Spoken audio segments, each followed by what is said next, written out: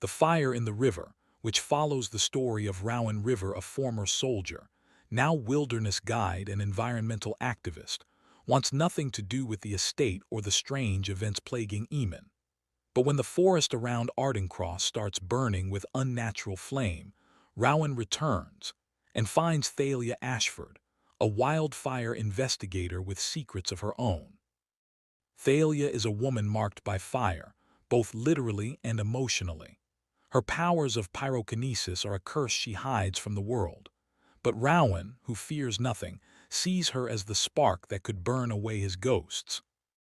This is Book 2 of the Triskelion Hearts trilogy, set centuries ago, where three brothers made a pact with the gods of fate to protect the mortal world from the shadows beyond the veil.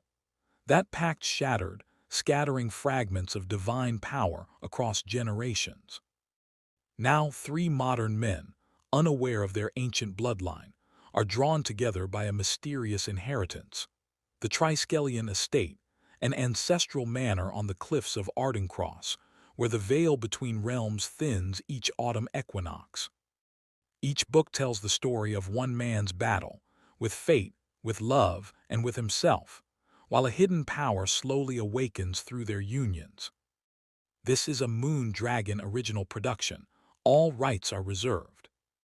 Prologue: The Firebound Oath. 13th century, the cliffs of Ardencross.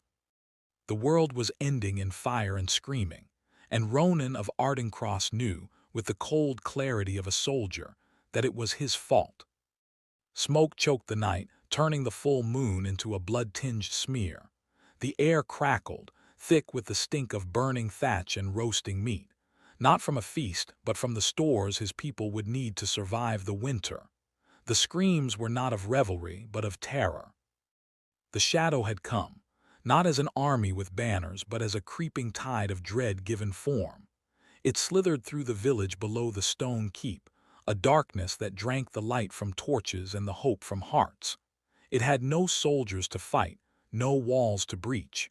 It simply was a suffocating despair that turned brother against brother and made mothers forget their children's names. Ronan stood on the ramparts of the newly built Triskelion keep, his knuckles white on the hilt of his sword. The bronze key of courage hung heavy on a thong around his neck, pulsing with a warm, steady rhythm against his chest. It was a comfort, a focus. It was the source of his strength, the divine gift that made him the protector. But tonight, its warmth felt like an accusation. "It feeds on fear," a voice said beside him, calm amidst the chaos. Anya, her name was a prayer in his mind. She stood with him, her simple woolen dress whipped by the hot, foul wind. Where others saw only the consuming dark, Anya saw the patterns. She was a daughter of the old blood, a fire-bearer, her spirit tied to the primal heart of the flame. Her hands, currently clasped calmly before her, could call forth embers from damp wood and make a hearth fire dance for the children. They were opposites. He was stone and order, she was wildfire and instinct. He loved her for it, with a ferocity that terrified him more than any Saxon raider ever had. "Then we cannot show fear," Ronan growled, his gaze sweeping the chaos below. "We must stand firm, we must fight." "We cannot fight this with swords, Ronan," she said, her voice low. "The shadow is fear itself. We must burn it away, not with anger but with light, with heart." He turned to her, his fear for her sharpening his words into blades. "Your fire is a weapon, Anya, a gift from the goddess. You must control it. You must let me direct it. Together, we can forge a wall of flame it cannot pass." A flicker of unease crossed her face. "My fire is not a soldier to be commanded, Ronan. It is a living thing. It answers to my heart, not my will. If I try to cage it, it will break free." "Then your heart must be disciplined," he snapped, the words harsher than he intended. The key on his chest flared hot against his skin. "This is not a game.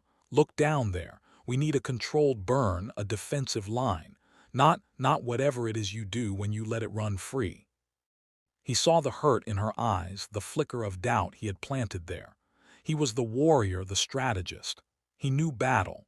She was a village healer with a dangerous secret. In his fear, he convinced himself his way was the only way. "Trust me," he pleaded, his voice softening as he grasped her shoulders. "Please, Anya, do this my way, for our people." She looked from his desperate face to the terror below. She nodded once, a tight, resigned gesture. "For our people."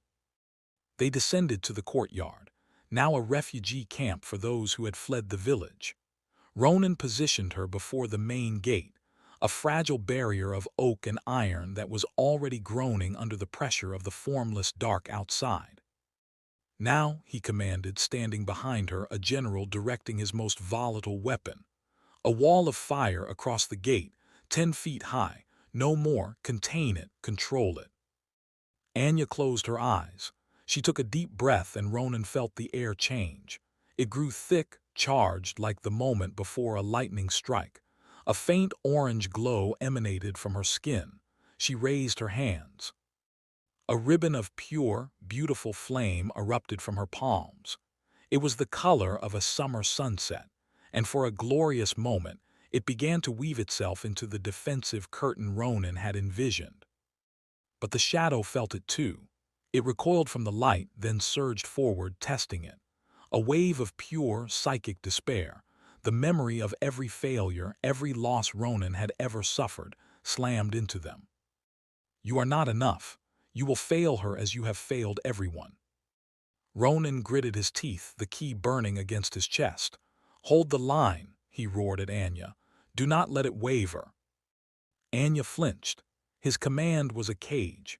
She tried to obey, to force her wild, joyous fire into the rigid shape he demanded. But her heart was in turmoil, battered by the shadow's whispers and Ronan's fear. The fire, which was an extension of her soul, felt the conflict. The beautiful, controlled ribbon of flame shuddered. It twisted, bucking against her mental grip. The color deepened from sunset orange to the angry red of a forge. "Anya, control it," Ronan shouted, his own fear cresting. It was the wrong thing to say. The word control was a shackle. Her fire, feeling trapped and misunderstood, broke. With a sound like a thunderclap, the defensive wall exploded outward. It was no longer a shield. It was a storm, a whirlwind of uncontrolled fury that incinerated the great gate and swept into the courtyard. It did not discriminate. It consumed everything: straw, wood, the shadows creeping tendrils, and the fleeing, screaming people they had sworn to protect. Ronan was thrown back by the blast, the breath knocked from his lungs. He scrambled up. His world reduced to the inferno, and the figure of Anya at its heart. She stood amidst the flames, her arms outstretched, her face a mask of horror and devastating power. The fire was a part of her, and she had lost hold of it. It was eating the world, and it was eating her from the inside out. "Anya," he screamed, stumbling toward her through the heat. She turned to him, her eyes wide with a sorrow so profound it stopped his heart. "I told you," she whispered, her voice carrying over the roar. "It answers to my heart." The shadow, seizing its moment, focused its entire being on her. It poured every ounce of its corrosive despair into her, amplifying her guilt, her shame, her terror. The fire around her flared white-hot. "No!" Ronan lunged, but he was too late. The conflagration consumed her. There was no scream, only a brilliant, silent flash of light that etched her form onto his vision forever. Then she was gone, vanished into the element she had loved and feared. The fire died as suddenly as it had been born, leaving behind a scene of utter desolation. The keep was a blackened shell. The courtyard was ash and corpses. The bronze key on Ronan's chest went cold and dark. The chain snapped, and the key fell to the charred earth, rolling toward the one thing the flames had not touched, the sacred river Lies, which flowed peacefully at the foot of the hill. As the key slipped beneath the dark water, a final, gentle voice whispered on the wind, a sound of infinite sorrow. "Courage is not conquest, warrior. It is surrender." Ronan fell to his knees in the ashes, the heat of his failure searing him more deeply than any flame ever could. He had tried to command a force of nature. He had tried to conquer love itself with orders and control. And in doing so, He had destroyed everything he had ever sought to protect. Chapter 1: The Smoke Returns. The first thing Rowan River noticed was the smell. It wasn't the clean, sharp scent of a campfire or the healthy, destructive aroma of a controlled brush burn. This was different. It was acrid, cloying, and carried a faint, sickly sweetness beneath the char, like something ancient and unnatural was cooking in the heart of the flames. It was the smell of his dreams, the smell of the prologue. He killed the engine of his Triumph scrambler at the edge of the moor, the sudden silence a physical blow after hours of the bike's steady roar. He pulled off his helmet, the cool, damp air a relief against his face. He'd ridden through the night from Heathrow, the memory of Eamon's letter a goad in his side. Something waking beneath the cliffs, bring your courage. Courage, a commodity he'd once had in surplus, before a dusty road in a country whose name he tried to forget had taught him the true meaning of fear. Now he dealt in more practical things: which trails were safe, how to read the weather in the shift of a cloud, how to pack a wound. Courage was a luxury for men who hadn't seen what he'd seen. He stood stretching the kinks from his 6'3" frame, his leather jacket creaking. Before him, the Ardencross moors rolled out under a low, gray sky, a vast tapestry of gorse and heather. And in the middle distance, 3 separate plumes of dirty gray smoke rose, lazy and persistent, into the air. Unnatural. The words surfaced in his mind, cold and certain. He fought wildfires in British Columbia that could outrun a horse, but they were born of lightning or human folly. They had a logic. These did not. They smoldered in damp hollows where no fire should hold, their smoke hanging low and heavy, refusing to dissipate. He'd come because Eamon asked. Eamon, the brilliant, brittle scholar who had been his anchor during their university days, the mind to Rowan's muscle. They hadn't spoken in over a year. The letter, with its archaic phrasing and understated urgency, was a lifeline thrown from a world Rowan had thought lost to him. Now he wasn't so sure. He kicked the bike back to life and navigated the final, winding lane to the Triskelion Estate. The manor rose from the cliffs, and he felt a jolt of surprise. The last time he'd seen it, a decade ago, it had been a decaying monument to the Marsh family's sorrow. Now scaffolding clung to its side, and the windows, once boarded or dusty, gleamed with clean glass. The air of mournful neglect had been replaced by one of determined revival. Eamon was waiting for him at the heavy front door, looking more solid, more present than Rowan had ever seen him. The perpetual tension in his shoulders was gone, replaced by a calm authority. And there was a woman at his side, her chestnut hair escaping a messy bun, her smile warm and open. Maria. Eamon's letters had been full of her. You made good time, Eamon said, clasping Rowan's forearm in a firm grip, his eyes scanning his friend's face with a historian's keen perception. You said to bring courage.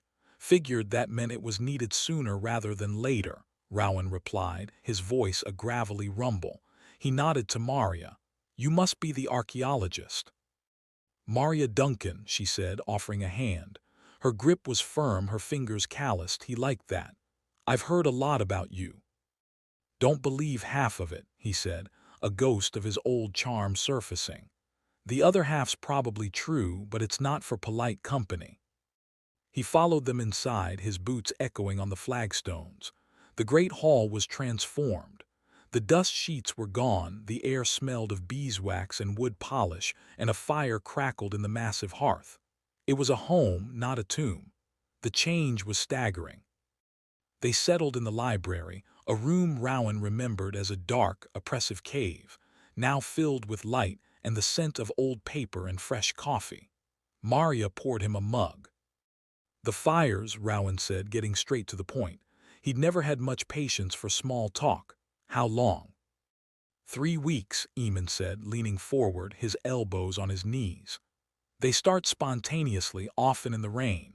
The local fire crews are baffled and exhausted. They douse one and another springs up a mile away.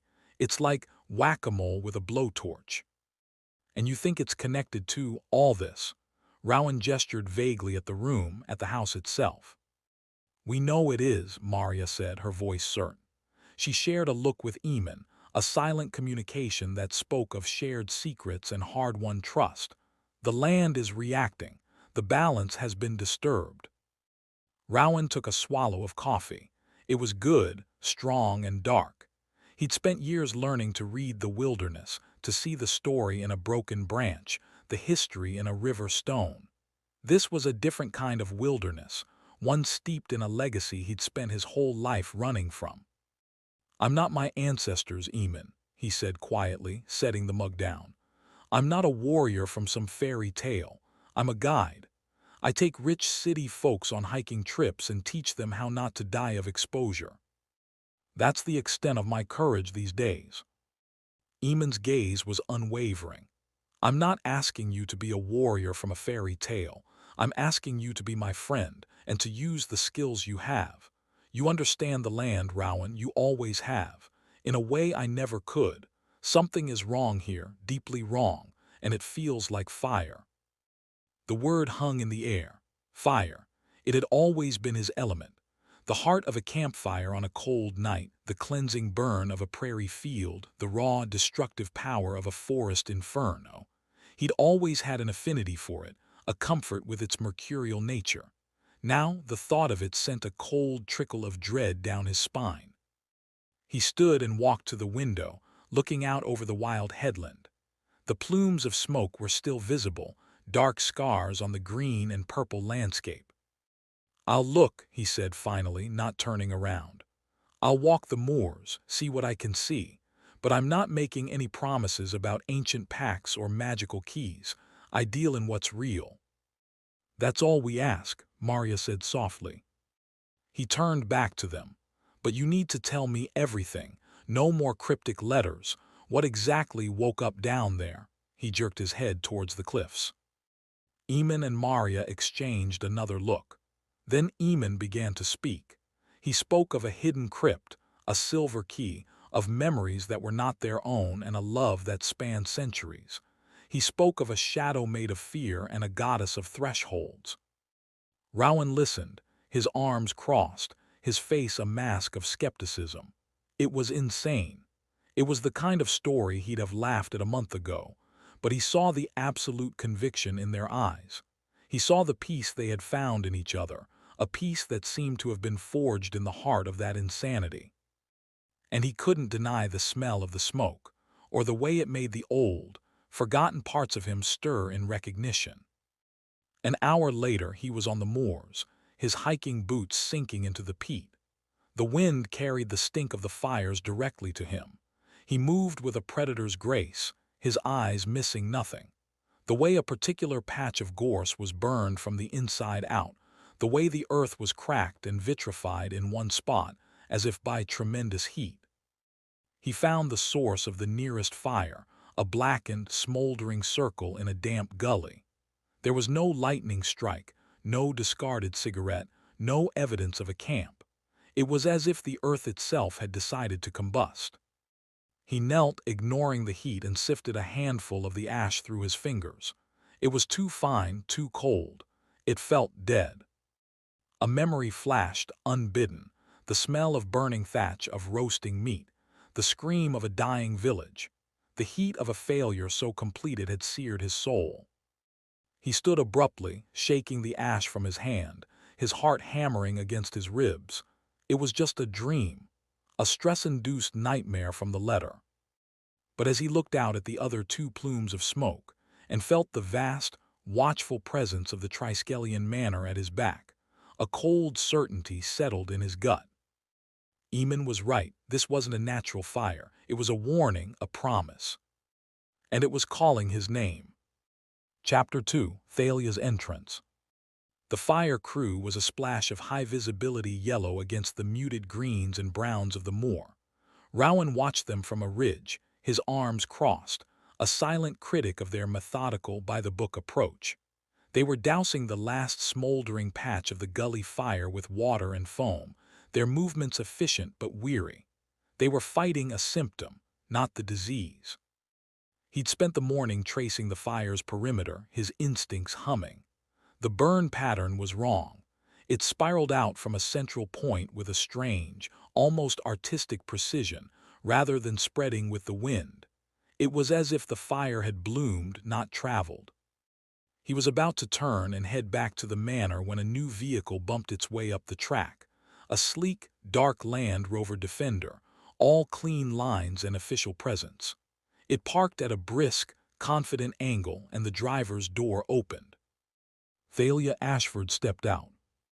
The first thing Rowan noticed was the authority. It was in the way she slammed the door, the way she consulted a tablet in her hand, the way she immediately began issuing quiet, clipped instructions to the weary crew chief. She was dressed for the field in sturdy trousers and a functional jacket, but she wore them with an elegance that seemed at odds with the mud and ash. Her hair, a deep, rich brown, was pulled back in a severe braid, emphasizing the sharp, intelligent lines of her face. The second thing he noticed, with a jolt that felt like a live wire touching his spine, was the heat. It wasn't the heat of the smoldering earth. It was a contained, personal heat that seemed to radiate from her. As he focused on her, the air around her shimmered faintly, like the haze over a desert highway. It was a trick of the light, he told himself. It had to be. He decided to make his presence known. He descended the ridge, his approach silent on the soft turf. He was within 10 feet of her before she looked up from her tablet. Her eyes were the color of dark amber, and they were not friendly. They swept over him, taking in his worn leather jacket, his scuffed boots, the dust and ash smudged on his jeans. Her gaze was a swift, professional assessment, and he found himself wanting to pass. "Can I help you?" she asked. Her voice was lower than he expected, cool and composed, but with an undercurrent of steel. "Rowan River," he said, not offering a hand. "I'm a friend of Eamon Marsh's. I was just having a look." A flicker of recognition, then dismissal in her eyes. "Ah, the local guide. I'm Dr. Thalia Ashford, Wildfire Investigation and Prevention Unit." She turned back to her tablet, effectively ending the conversation. "We have the situation under control, Mr. River. You can tell Mr. Marsh he doesn't need to send out a scouting party." The dismissal rankled. "Under control," he repeated, a dry laugh in his voice. "This is the third fire this week. How that control working out for you, Doctor?" She looked up again, her amber eyes narrowing. "We are following established scientific and investigative protocols. Something I'm sure a guide can appreciate takes time." The pause before guide was a masterclass in condescension. Rowan felt his own temper, always close to the surface, begin to simmer. "Your protocols are about as useful as a chocolate teapot out here. This isn't a normal fire. It's not following your rules." "All fires follow rules, Mr. River. Chemistry, physics, meteorology." She took a step closer, and he felt that strange, personal heat again, a wave that was both unsettling and intriguing. "The fact that we haven't identified the ignition source yet doesn't mean it's magic. It means the perpetrator is clever, or we're missing something." "Perpetrator?" He shook his head. "You think this is arson?" "It's the most logical conclusion. The point of origin lacks any natural cause. It's deliberate." "Or it's not natural at all," Rowan countered, the words out before he could stop them. He saw Eamon's and Maria's conviction in his mind, felt the wrongness of the ash in his hand. Thalia's lips curved into a thin, humorless smile. "Let me guess. Ancient curses, ley lines, the ghost of a disappointed goddess." She shook her head, turning back to her team. "I deal in data and evidence, not local superstition. Now, if you'll excuse me, I have a job to do." The phrase "local superstition" echoed the very words he'd thrown at Eamon just hours before. Hearing them from her, used to dismiss him, lit a fuse. He moved to block her path, not threateningly, but with a solid, immovable presence. "You're not listening," he said, his voice dropping, losing its edge and becoming deadly serious. "Your data is useless if you're asking the wrong questions. This land has a memory, and it's pissed off." For a fraction of a second he saw something else in her eyes, not just irritation but a flash of something deeper, a flicker of recognition, fear. It was gone so fast he wondered if he'd imagined it. "The land," she said slowly, as if humoring a child, "is a collection of soil, rock, and flora. It doesn't have feelings, and I have a budget report to justify which requires facts, not folklore." She sidestepped him with a dancer's grace. "Good day, Mr. River." He watched her walk away, the braids swinging like a pendulum down her back, her posture rigid with dismissal. He should be furious. He was furious. But beneath the anger was a sharp, unwelcome spike of attraction. She was brilliant, formidable, and utterly infuriating. She saw the world in a way that was the complete opposite of his, and the clash was as exhilarating as it was maddening. And that heat. He couldn't let it go. He caught up to her as she was directing a crew member to take soil samples. "It's in the river," he said abruptly. She paused, her hand hovering over her tablet. "What is?" "The answer you're not looking for. The river lies. The locals say fire runs beneath the water. You should check it out, unless that's too superstitious for your equipment." He saw the conflict in her face. The scientist in her wanted to dismiss him outright. The investigator, the part that was clearly frustrated by the dead ends, was curious. "Fire and water are mutually exclusive, Mr. River," she stated, but her tone was less certain. "Are they?" he challenged. He took a step closer, deliberately invading her personal space, forcing her to either hold her ground or retreat. He was close enough now to see the faint dusting of freckles across her nose, to see the rapid pulse at the base of her throat. The heat radiating from her was unmistakable, a furnace contained by sheer willpower. Sometimes the thing we fear most is the one thing we need to understand. Maybe the fire isn't the enemy. Maybe it's a symptom of something else being. Blocked, stifled. Her breath hitched. Her amber eyes widened, and for a terrifying, thrilling moment, he thought he saw a spark, a literal, tiny spark deep within her pupils. Her hand twitched at her side, and he could have sworn the air around her fingers shimmered. She took a sharp step back, breaking the tension. Her professional mask slammed back into place, harder than before. "Thank you for your imaginative theory," she said, her voice like ice. "I'll be sure to add it to my file. Now I really must insist you leave us to our work." This time he let her go. He stood and watched as she strode away, her back straight, every line of her body projecting control and competence. But he had seen it, the flicker of fear, the shimmer of heat, the spark. She was hiding something, a secret that burned as hot as the mysterious fires on the moor. And Rowan River, the man who had spent years running from his own demons, found himself utterly captivated by the prospect of playing with fire. Chapter 3: The River's Secret. The argument with the infuriating Dr. Ashford played on a loop in Rowan's mind as he stalked back towards Ardencross. Data and evidence. Local superstition. Her words were like stones in his shoe, an irritating, persistent presence. He was a man of the physical world, of tangible dangers and concrete solutions. Yet everything he'd felt on the moor, the wrongness of the ash, the precision of the burn, the sheer unnaturalness of it all, defied her neat, clinical explanations. He found himself not taking the direct path to the manor, but veering towards the sound of rushing water. The river lies.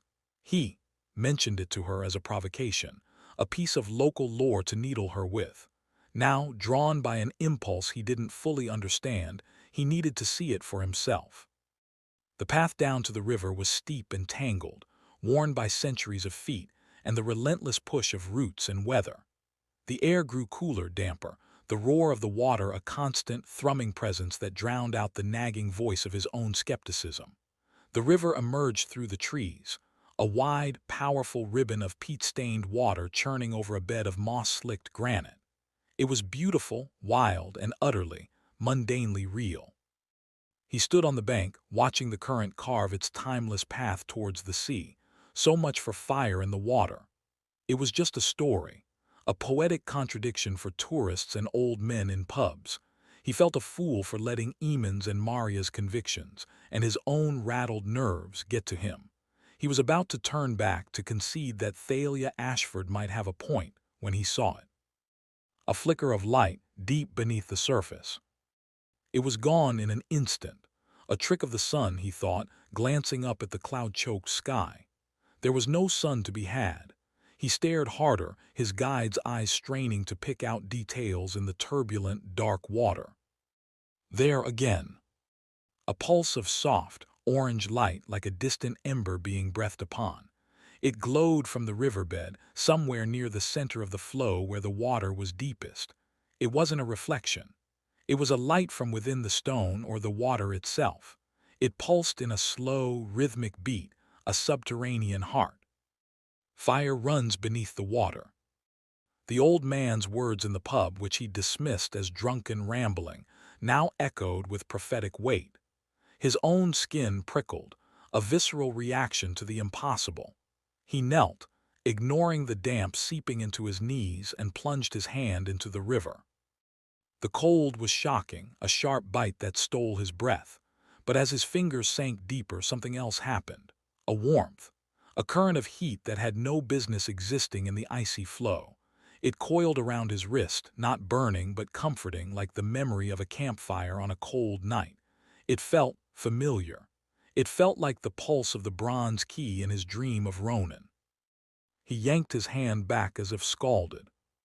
Scrambling to his feet, his heart hammered against his ribs. He stared at his hand, expecting a burn, but his skin was just wet and cold. The phantom warmth lingered for a moment, then faded. Logic revolted. A geothermal vent his mind supplied desperately. A pocket of volcanic activity. A chemical reaction in the mineral bed. But he knew, with the same gut-deep certainty that told him when a storm was coming, that this was none of those things. This was magic. The magic Eamon and Maria had tried to explain. The magic Thalia Ashford so vehemently denied. His thoughts snapped to her, to the contained heat that radiated from her, to the spark he'd seen in her eyes. Was she connected to this? Was her presence here with her hidden fire agitating the river's slumbering counterpart? The contradiction of her, a fire investigator who was, somehow, a creature of flame, was a puzzle he couldn't let go. As if summoned by his thoughts, a voice cut through the river's roar from further upstream. Completely anomalous. The thermal readings are off the charts, but the water itself is frigid. It makes no sense. Thalia. She was here with a member of her team, a young man holding a bulky device with a sensor wand. She had her back to Rowan, her braid a dark line against the gray-green landscape, her focus entirely on the data on her tablet. Rowan moved silently, using the trees for cover, his earlier anger replaced by a predatory curiosity. He watched her. She was different out here, away from the formality of her crew. The rigid authority was still there, but it was edged with a fierce, hungry intensity. She stared at the river as if it were a rival she intended to defeat. "Try it again," she commanded her assistant, "and get a water sample from directly above the anomaly. I want it tested for every combustible compound known to man." The young man dutifully waded into the shallows, the sensor wand held aloft. Thalia watched the tablet, her brow furrowed. Rowan saw the moment the reading spiked. Her head jerked up, her eyes wide with a mixture of triumph and fear. She knew. This wasn't normal. Her scientific mind was screaming at the impossibility, and she was trying to beat it into submission with more data. Her assistant, misreading her expression, grinned. "See, Dr. Ashford, I told you it was weird. It's like there's a heater on the bottom." "It's not a heater," Thalia snapped, her voice brittle. She hugged the tablet to her chest, a defensive gesture. "It's a geological phenomenon we don't yet understand. Label the sample and let's go, the light's fatting." She turned abruptly, and her gaze, sharp and searching, swept the riverbank. It landed directly on the patch of trees where Rowan stood. He hadn't made a sound, but she felt his presence. Their eyes locked across the distance. There was no dismissal in her look now. There was only a raw, startled vulnerability, as if he'd caught her with her secrets laid bare. She looked from his face to the river and back again, the unspoken question hanging between them. What do you know? He didn't move, didn't smile. He simply held her gaze, letting her see that he wasn't fooled, that her science was a shield and he could see right through it. Color flushed her cheeks. She straightened her shoulders, the mask of control slamming back into place, but it was too late. He'd seen behind the curtain. Without a word, she turned and strode away, barking an order at her confused assistant to pack up. Rowan stayed by the river long after they had gone. The pulsing light in the depths continued its slow, steady rhythm. The warmth around his wrist was a memory, but the conviction in his heart was a newfound certainty. Thalia Ashford was a liar, but she wasn't lying about the fires. She was lying about herself, and the river with its impossible, fiery heart was her accomplice. He looked from the water back towards the path she had taken, a slow, determined smile touching his lips. The hunt was on. Chapter 4: Heat and Denial. The air in the village pub, the Mermaid's Rest, was thick with the smell of stale beer, frying fish, and a low, anxious murmur. Rowan sat in a corner, a half-finished pint of bitter in front of him, ostensibly studying a map of the moors. In reality, he was listening. The fires were all anyone could talk about. Burned right through the night, it did, with the rain lashing down.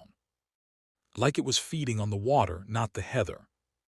Mida says it's the old warrior's ghost, angry that his river been disturbed. Rowan took a slow swallow of his beer. The old warrior's ghost felt uncomfortably close to the bone. He was about to leave when the pub door opened, and Thalia Ashford walked in. She looked out of place, a sleek, modern predator in a den of weathered, settled creatures. The murmur of conversation dipped. She ignored the stares, her gaze scanning the room before landing on him. Her expression was unreadable, but the set of her shoulders was rigid with purpose. She crossed the room and stood before his table. River. Doctor, he acknowledged, not rising. He gestured to the empty chair opposite. Join me for a pint and some local superstition. She didn't smile. I need a guide. My team is stretched thin, and your familiarity with the terrain could be useful. It would be a paid consultation, of course. He leaned back, studying her. This was a retreat from her earlier outright dismissal. The river had shaken her. Changed your tune about my imaginative theories. I'm utilizing available resources, she said, her voice clipped. There's a new ignition point reported to the north. I want to get there before the light goes. Are you available or not? He was, desperately. The chance to be close to her, to watch her, to peel back another layer of her defenses was an irresistible lure. He tossed a few notes on the table and stood, his height forcing her to look up at him. Lead the way, Doctor. Their truce, forged in the Land Rover on the way to the site, was brittle and professional. He pointed out landmarks. She gave curt nods. He mentioned the peculiar drainage of a certain valley. She made a note on her tablet. The air between them crackled with unspoken words. The new fire was smaller, a vicious little scar on the landscape, still smoldering in a patch of wet bracken. While Thalia's team began their work, she and Rowan circled the perimeter. See here, Rowan said, kneeling and pointing to the ground. The burn pattern, it's not radiating out.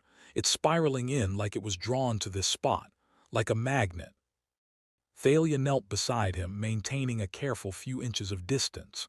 Her scent, clean and sharp like ozone after a lightning strike, cut through the smell of ash. She examined the ground, her brow furrowed. It could be a localized wind vortex, or the composition of the fuel.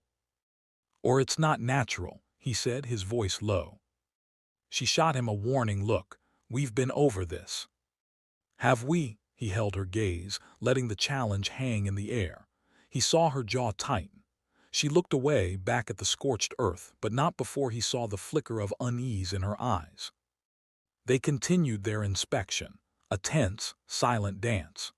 The professional friction was a pale shadow of the other tension thrumming between them, the magnetic pull of two opposing forces, each desperate to prove the other wrong, each desperately intrigued by the other. It happened as they reached the far side of the burn. A sudden, hot wind, carrying no scent and coming from no discernible direction, whipped across the moor. A patch of gorse, 20 feet away and well outside the fire's boundary, burst into flames. Not a slow, smoking ignition, a whoop of instant, violent combustion. Thalia gasped, stumbling back a step. Her team shouted, scrambling for their equipment. But Rowan's eyes were locked on Thalia.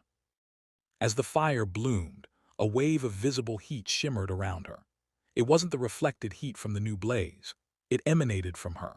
Her hands, clenched at her sides, glowed for a split second with an internal orange light. He saw the outline of the bones within, as if her skin had become translucent parchment over a raging furnace. A ripple of fire, subtle but unmistakable, traveled beneath the skin of her forearms, a serpent of living flame stirring in its sleep. Her secret, laid bare in a moment of startled reaction. She felt his stare. Her head snapped towards him, her eyes wide with pure, undiluted panic. The shimmer vanished. The light in her hands died. The ripple under her skin stilled. But it was too late. He had seen. For a long moment they just stared at each other, the world reduced to the space between them, the new fire forgotten. Her chest rose and fell in rapid, shallow breaths. Her professional composure was in tatters, replaced by the raw terror of a creature discovered. He didn't say a word.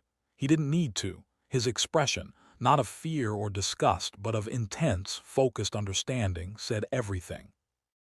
The spell was broken by her assistant crashing through the bracken with a fire extinguisher. Thalia flinched, turning away from Rowan to bark orders, her voice trembling slightly. "Contain it, now, and someone get a drone up. I want to see if there are any more hotspots." She was retreating, building her walls back up brick by brick, but the foundation was cracked. She wouldn't look at him again. As the team doused the secondary fire, Rowan stood apart, his mind racing. The pieces were slotting into place with terrifying clarity. The unnatural fires, the hot river, her contained heat. She wasn't just investigating the phenomenon, she was connected to it. Perhaps she was even the cause. But the look in her eyes, that wasn't the look of an arsonist. It was the look of someone trapped, terrified of the very power she carried. He thought of Ronan, trying to command Anya's fire. He thought of the destruction that followed. He had a choice. He could expose her. He could walk over to her team and tell them what he'd seen. It would be the logical, safe thing to do. Instead, he remained silent. When the site was secured and the team began packing up, Thalia finally approached him. She kept her gaze fixed on a point over his shoulder. "Thank you for your assistance, Mr. River. I'll see that your consultation fee is processed." She was dismissing him again, trying to re-establish the old hierarchy. But the power balance had irrevocably shifted. "Thalia," he said, using her first name for the first time. The word felt foreign and intimate on his tongue. She froze, her eyes darting to his face, startled. He took a step closer, his voice dropping so only she could hear. "The fire, it responds to you, doesn't it?" She paled, her lips parting in a silent denial that never came. He didn't wait for an answer. He simply gave her a slow, deliberate nod, a silent promise of his silence, and a silent declaration of war on her defenses. Then he turned and walked away, leaving her standing alone in the ashes, the truth hanging between them like smoke. Chapter 5: The Night Inferno. The call came just after midnight. A new fire, larger than any before, had erupted on the western slopes of the moor, threatening to crest the ridge and sweep down towards the outlying farms. Rowan was already pulling on his boots when his phone buzzed with a text from an unknown number. The message was terse, devoid of any greeting.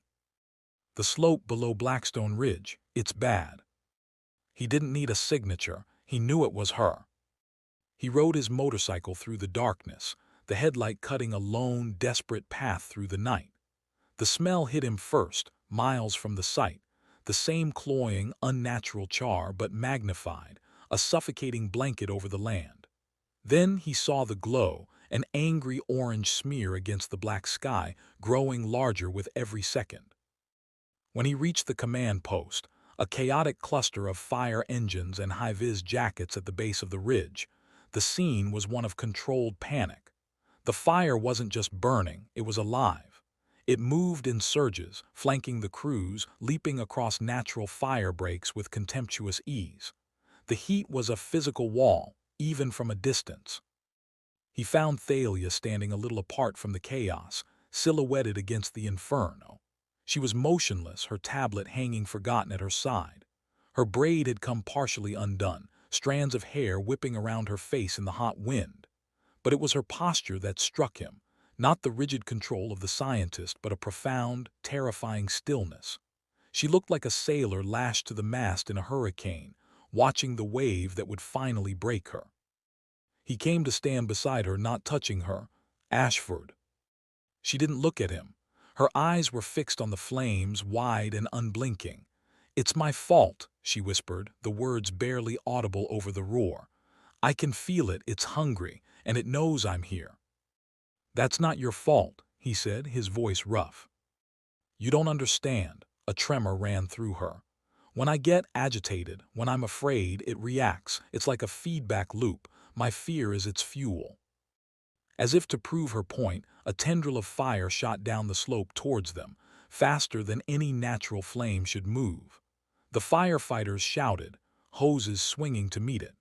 Thalia flinched, taking a half-step back, and a corresponding flicker of orange light pulsed beneath the skin of her throat.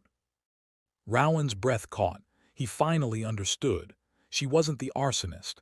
She was the catalyst, a living lightning rod for this supernatural conflagration. They watched in grim silence as the crews fought a losing battle. The fire was simply too aggressive, too intelligent. It was hurting them, cutting off their retreat. "We have to pull them back," Thalia said suddenly, her voice gaining a shred of its old authority. "The wind is shifting. If it jumps that gully, it'll trap them." She started forward towards the incident commander, but as she moved, a massive pine tree, superheated from within, exploded like a bomb. A shower of flaming splinters and embers rained down on the command post. Thalia cried out, throwing her arms up over her face, but it wasn't the fire that felled her. It was the psychic backlash. As the tree erupted, Rowan saw her knees buckle. A visible wave of heat distortion shot out from her and she collapsed. He was moving before she hit the ground. He caught her, his arms closing around her waist, hauling her back from the edge of the heat. She was limp, her skin fever-hot to the touch. "Thalia," he shook her gently, his heart a frantic drum in his chest. Her eyelids fluttered. "Don't," she slurred. "Don't let it see me." He didn't ask what she meant. He knew. The shadow. The thing in the fire.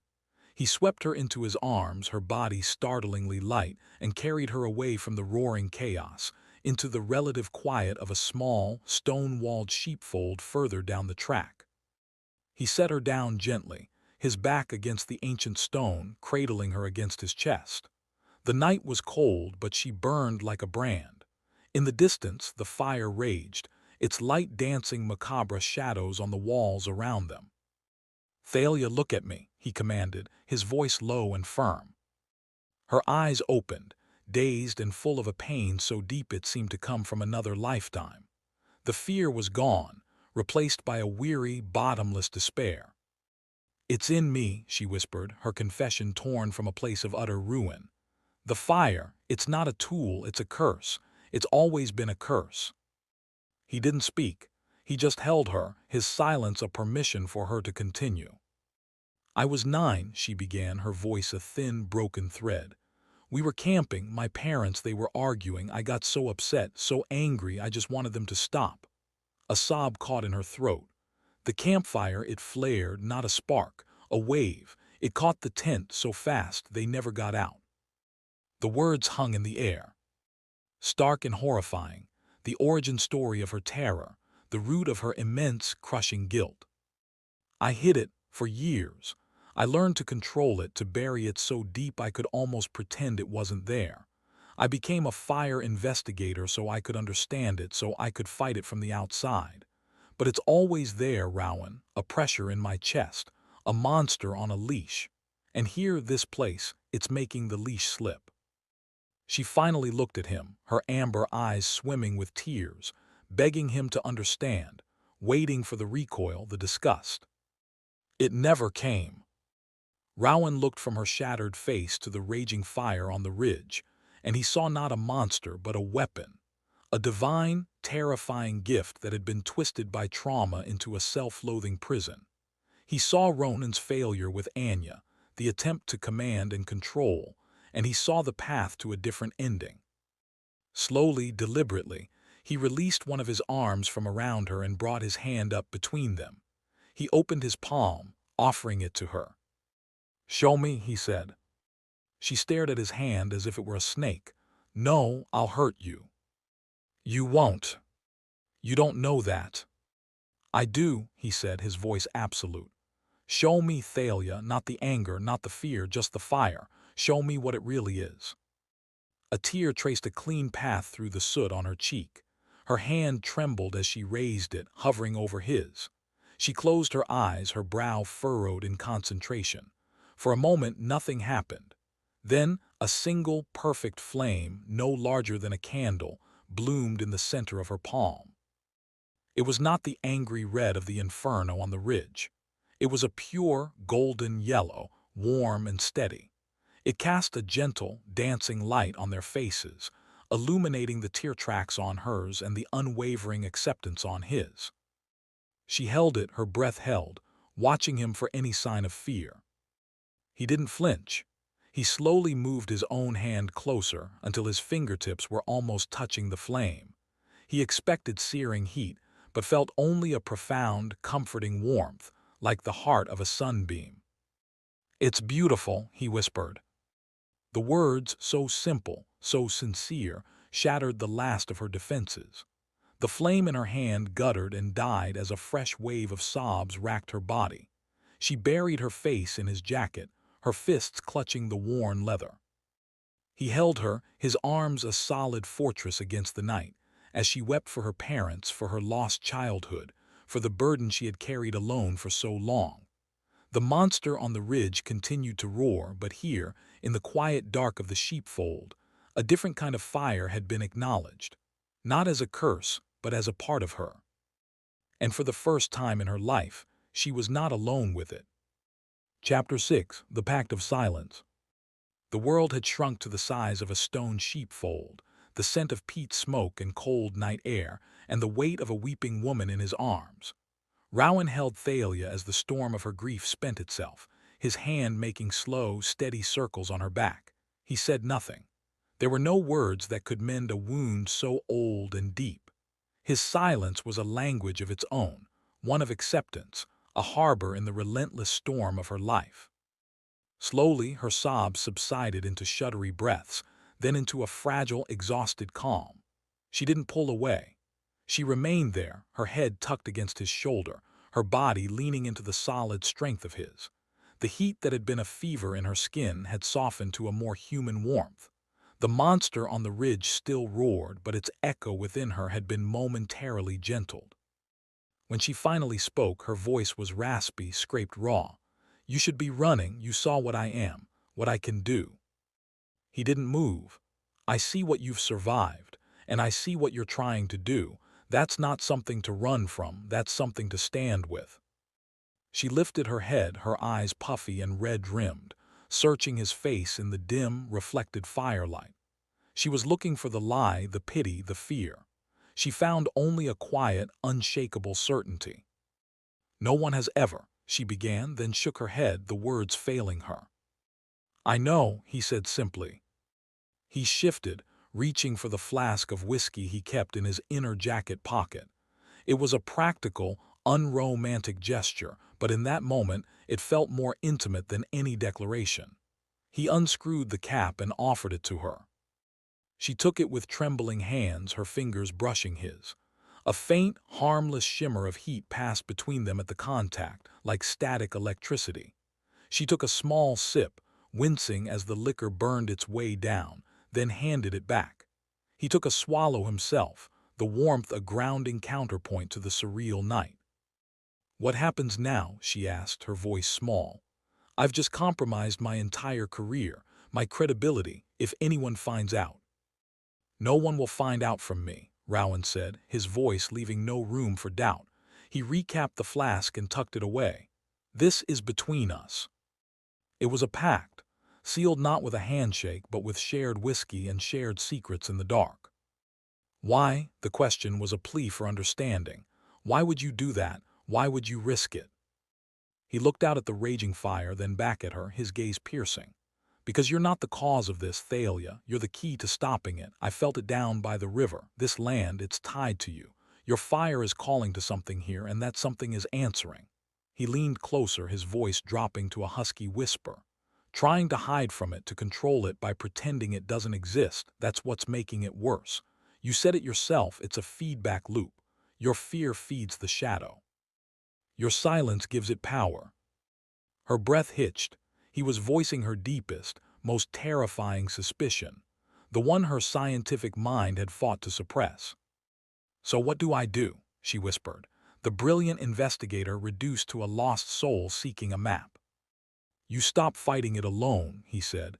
"You let someone else help you carry it, and we figure it out together, not as a scientist and a guide, but as us." The word us hung in the air, fragile and immense. It was a territory far more dangerous than any burning moor. Before she could respond, a new sensation bloomed between them. It wasn't heat or sound, but a pressure in the air, a shift in the fabric of the night. The roar of the fire seemed to dampen, becoming a distant, muffled rumble. The cold stone of the sheepfold felt suddenly more solid, more ancient. A voice, soft as the rustle of dry heather, and vast as the stardusted sky, wove itself into the silence of their minds.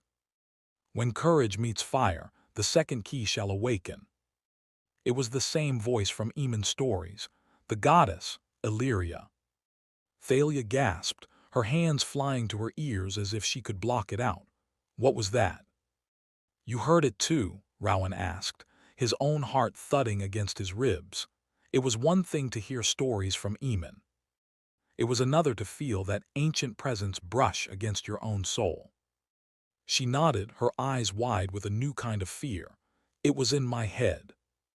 "It's real," he said, the last of his own skepticism crumbling to dust in the face of the evidence.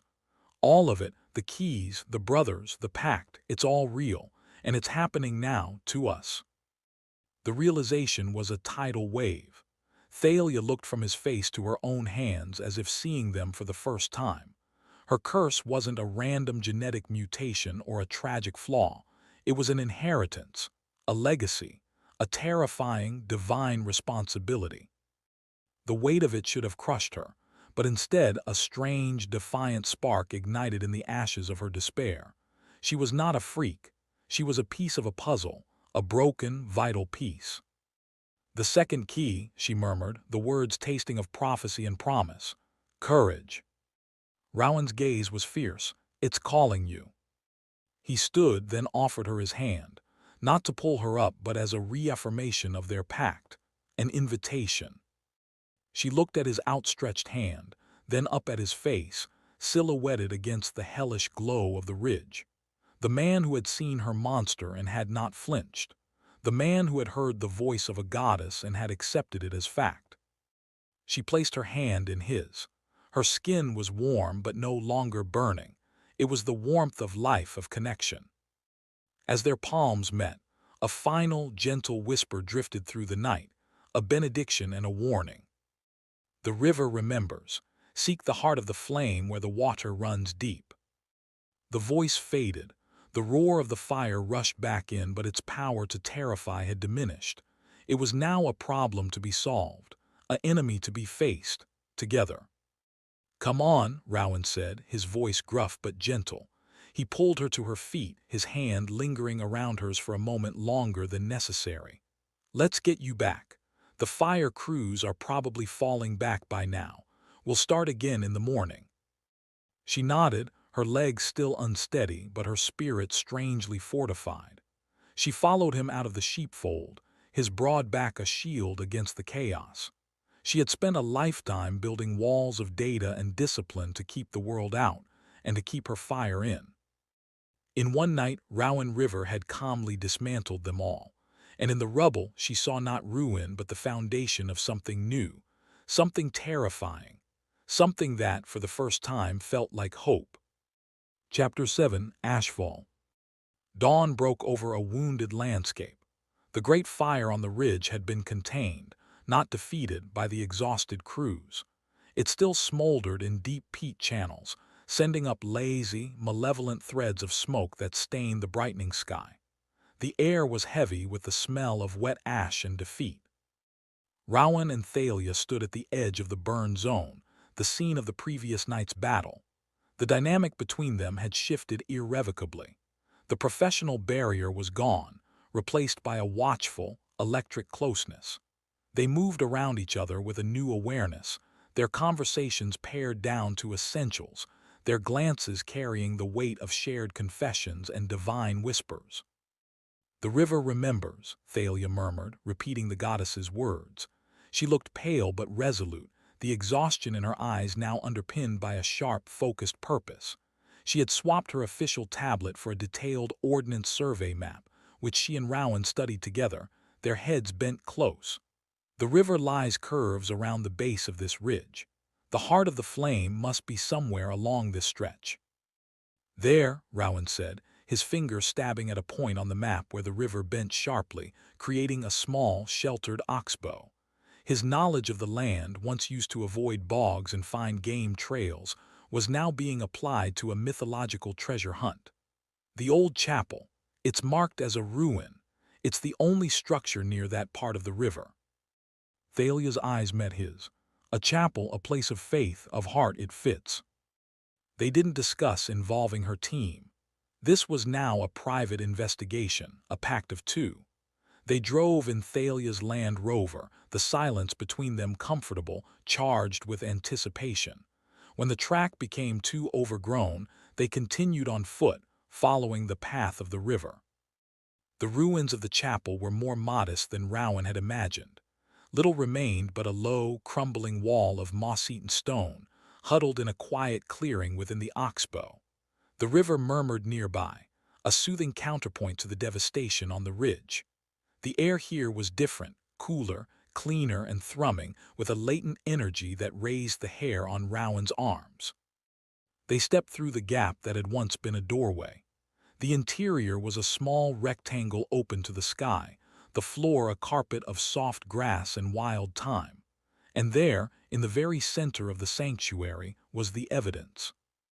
It wasn't a fire. It was a perfect, circular patch of blackest ash, as if someone had lit a single, intensely hot blaze that had consumed everything in its radius and then vanished. The grass around it was untouched, emerald green. But it was the pattern within the ash that made Thalia suck in a sharp breath. The ash was not scattered randomly. It had been arranged, or had settled into a distinct, swirling symbol. 3 interlocking spirals radiating from a central point. The Triskelion. It was identical to the symbol on Eamon's hidden door and the silver key. But this one felt different. It wasn't carved in cold, enduring metal. It was etched in fragile, ephemeral ash, a message written in the aftermath of flame. It was a symbol of destruction, but also of a specific, intelligent intent. Thalia knelt at the edge of the circle, her hand hovering over the sigil, not daring to touch it. "It's the same," she whispered, her voice full of awe. "It's the same as Eamon." Rowan stood over her, his presence a protective bulwark. "This is the heart of the flame, the point of origin for the feedback loop. The fires on the moors, their echoes, distant symptoms. This is the source." He watched her as she stared at the symbol. He saw the understanding dawn in her eyes, the final, inescapable connection being made. Her fire, the ancient legend, this sacred place. They were all threads of the same tapestry. "It's calling to me," she said, her voice barely audible. "Not the shadow, the key of courage, it's here. I can feel it." She looked up at him, her amber eyes blazing with a mixture of terror and exhilaration. "It's like a note played on a frequency only I can hear." As she spoke, a memory, sharp and painful, lanced through Rowan's mind. Not his own, but Ronan. The warrior's guilt, his failure, the scorched earth of the past superimposing itself over the quiet ruin of the present. He saw, for a fleeting second, Anya standing where Thalia now knelt, her face full of the same fearful hope. History doesn't repeat itself, he thought, the insight striking him with the force of a physical blow, but it rhymes. He had a choice. He could be Ronan, the warrior who tried to command and control, who saw the fire as a weapon to be directed, or he could be something new, a partner, an anchor. He knelt beside her, his shoulder brushing hers. "Then we answer," he said, his voice low and steady. "But we do it together. You're not Anya, alone and misunderstood, and I'm not Ronan trying to be your general. We're us, and we're going to get this right." Thalia's eyes glistened. She nodded, a single, determined dip of her chin. The ghost of the past, which had haunted this place for centuries, seemed to sigh and retreat a little.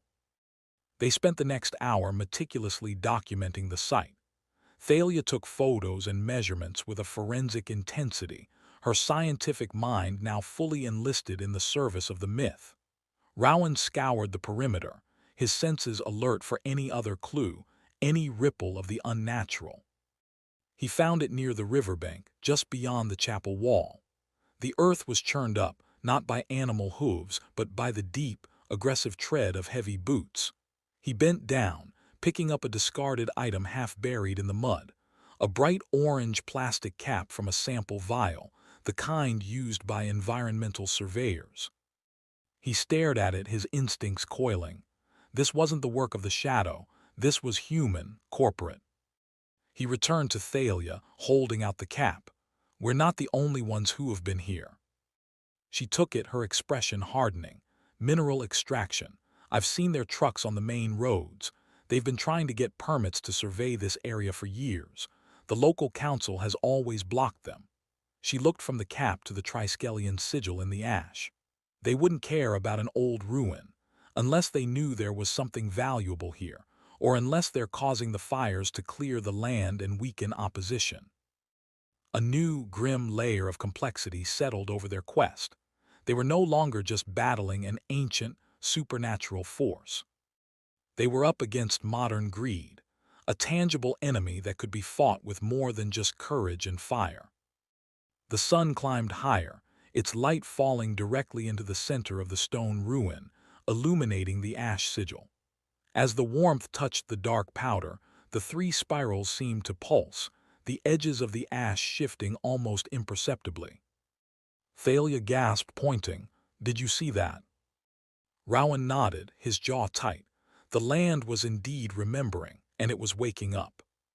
They had found the heart of the flame.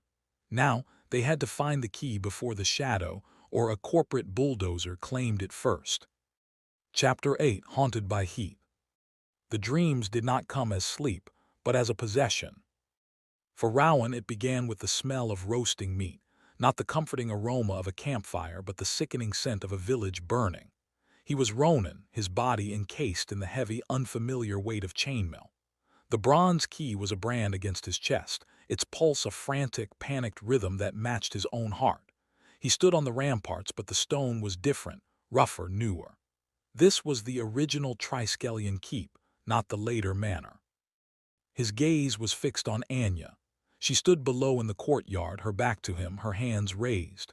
He could feel the power gathering around her, a shimmering, volatile potential. But he also felt her fear, a sharp, acrid taste in the back of his own throat. It was his fear, reflected and amplified in her. "A wall of fire," he heard his own voice say, Ronan's voice layered over his. "Contain it, control it." The command felt like a chain around his own will.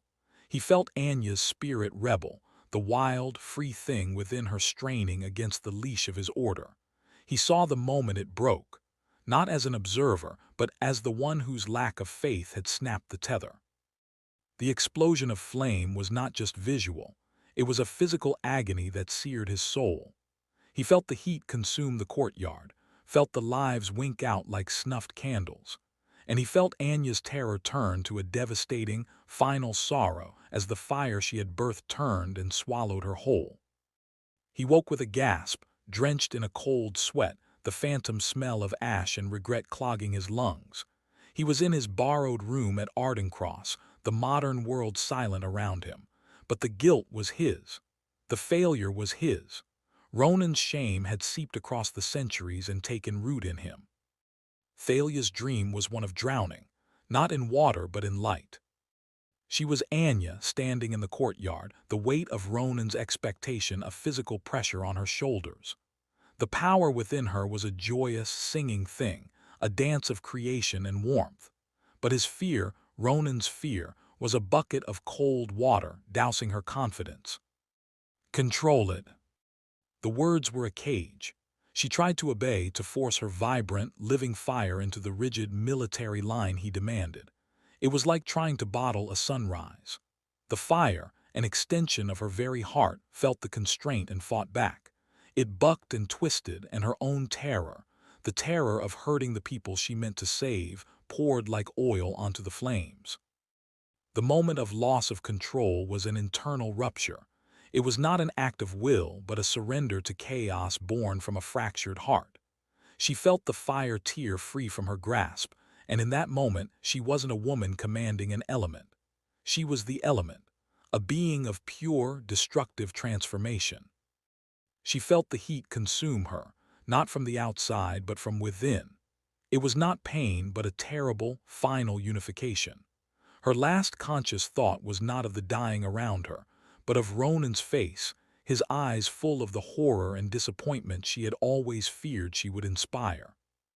She woke not with a gasp, but with a silent, shuddering scream trapped in her throat.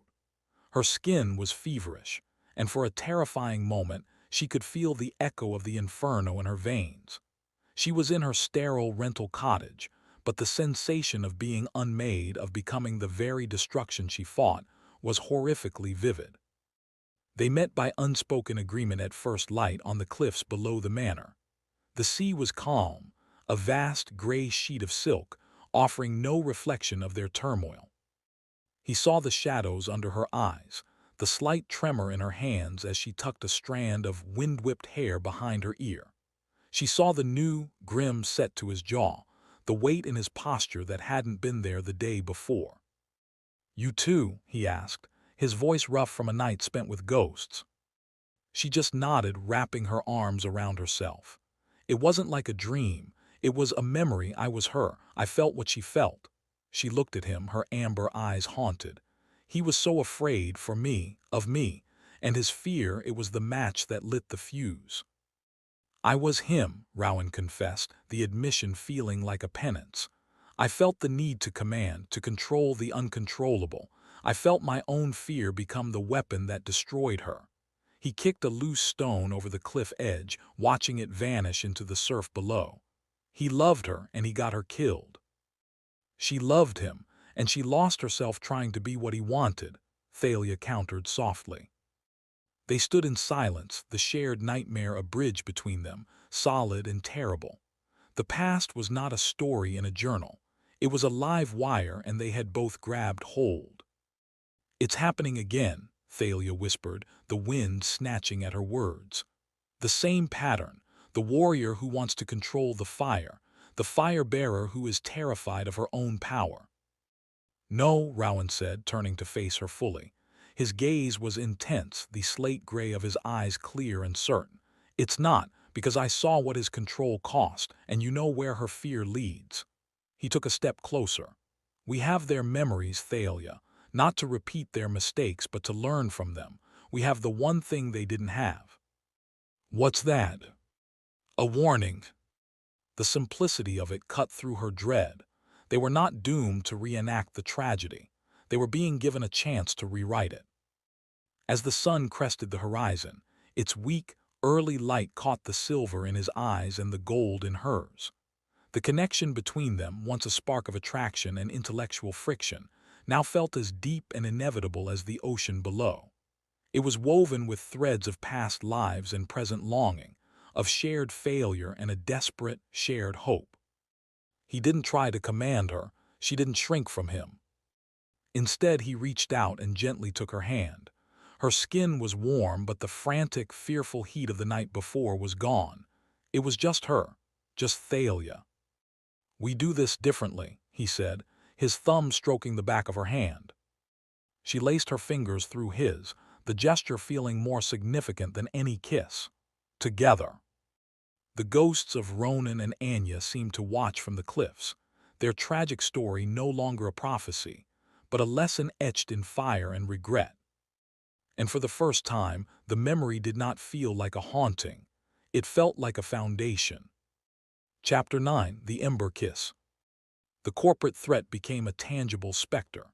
They found more signs near the chapel ruins: a snapped surveyor's stake, a discarded energy bar wrapper from a brand not sold locally, and deep tire ruts that spoke of heavy, unauthorized vehicles. It added a layer of grinding, mundane anxiety to the already high-stakes supernatural dread. They were racing on two fronts, and the clock was ticking on both. The pressure forged their alliance into something harder, sharper. They spent their days triangulating between the manor, the moors, and the river, their focus so absolute there was no room for the awkwardness that usually followed such raw vulnerability. They were soldiers in a shared, secret war. But the tension didn't vanish. It transmuted. The memory of their joined hands on the cliff, the ghost of Ronan and Anya's tragedy, simmered just beneath the surface of every shared look, every brush of arms as they consulted a map. The attraction was now a live wire, humming with the energy of past lives and present danger. It broke during a sudden, violent squall. They were by the river Lies, searching for any sign of the bronze key's resting place, when the sky turned the color of bruised lead and unleashed a torrent. The rain was icy, relentless, and within minutes the path was a stream, the river itself a roaring, brown monster. "This way," Rowan shouted over the din, grabbing her hand and pulling her towards a shallow overhang in the riverbank, little more than a scoop in the earth beneath the gnarled roots of an ancient oak. They stumbled into the cramped space, gasping and dripping. The shelter was just deep enough to keep the worst of the rain off, but it forced them into close, uncomfortable proximity. Their breath misted in the sudden, damp chill, their wet clothes clinging and cold. For a moment they just stood, listening to the roar of the storm, their bodies a hairsbreadth apart. The air between them crackled, charged with the electricity of the weather and the unspoken thing that had been building for days. "This is insane," Thalia said, her teeth chattering slightly. She hugged herself, trying to generate warmth. "We're looking for a magical key to stop a shadow monster, while being sabotaged by a mining company in the middle of a monsoon." A slow, genuine smile spread across Rowan's face, the first she'd seen in days. It transformed him, softening the hard lines of worry and guilt. "When you put it like that, it does sound a bit mad." She laughed, a short, breathy sound that was swallowed by the rain. "A bit." Their eyes met, and the humor faded, replaced by something more intense. The close quarters, the shared adversity, the raw memory of their dreams, it all converged into a single, potent moment. "You're shivering," he murmured, his voice a low rumble that vibrated through the small space. Before she could protest, he was shrugging out of his soaked leather jacket. The gesture was practical, but it felt profoundly intimate. He didn't just hand it to her. He stepped closer into her personal space and draped the heavy, wet garment over her shoulders. His hands lingered on the collar, his knuckles brushing against the bare skin of her neck. A jolt, like the one from the Triskelion door but warm and alive, shot through her. Her breath hitched. His gaze dropped to her lips. "Thalia." The sound of her name on his lips, spoken with that particular blend of roughness and tenderness, undid her. All her carefully constructed walls, the ones made of data and discipline, crumbled into dust. "This is a terrible idea," she whispered, but she was leaning into his touch, her body betraying her words. "The worst," he agreed, his voice husky. His thumb stroked the line of her jaw. "We're in the middle of a crisis. We're emotionally compromised. We're probably being watched by both a corporation and an ancient evil. We're soaked to the bone and hiding in a hole." "Exactly." He was giving her every reason to stop, and in doing so was giving her permission to choose. It was the antithesis of control. It was an offering. She rose onto her toes and closed the final, infinitesimal gap. The kiss was not soft or tentative. It was a collision, a release of all the pent-up fear, frustration, and desperate, wild hope that had been building between them since the moment they'd met. It was fire meeting stone, water meeting flame. His arms wrapped around her, pulling her tightly against him, the soaked fabric of their clothes a negligible barrier. Her hands came up to tangle in his wet hair, pulling him closer still. It was hungry, demanding, a raw claiming that tasted of rain and whiskey and the faint, metallic hint of the storm. And then it happened. As the kiss deepened, as she surrendered to the sheer, overwhelming rightness of it, her control over the power within her slipped. Not in a burst of destructive panic, but in a wave of pure, unadulterated feeling. A soft, golden light bloomed where their bodies pressed together. It emanated from her, warming the soaked fabric of his shirt against his skin. Then, tiny, harmless flames, like a swarm of benevolent fireflies, danced across her shoulders and down her arms, licking against his hands and neck without burning him. He felt it, the warmth, the flickering touch of the flames. He broke the kiss, his eyes flying open to look at the fire dancing over her skin, reflected in her wide, startled eyes. She froze, expecting him to recoil. "I'm sorry, I—" He didn't let her finish. He captured her mouth again, this kiss even more devastating than the first. One of his hands slid from her back to her wrist, and he gently guided her hand, palm up, between them. A single perfect flame, the color of a sunlit honeycomb, burned steadily in the center of her palm. The rain drummed its frantic rhythm around them, but under the overhang in the space they shared, the air was warm and dry. The flame did not hiss or sputter. It burned clean and bright, a testament not to fear but to passion, to trust. He looked from the flame to her eyes, his own dark with awe and a possessiveness that made her knees weak. "It's beautiful," he repeated his words from the sheepfold, but now they were filled with a new, profound meaning. He lowered his head and pressed his lips to the inside of her wrist, just beside the dancing flame.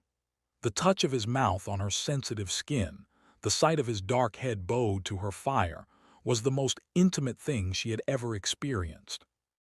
The flame in her palm guttered and died, not from lack of control, but because her entire being was focused on the feel of him, the taste of him, the solid, real weight of him holding her.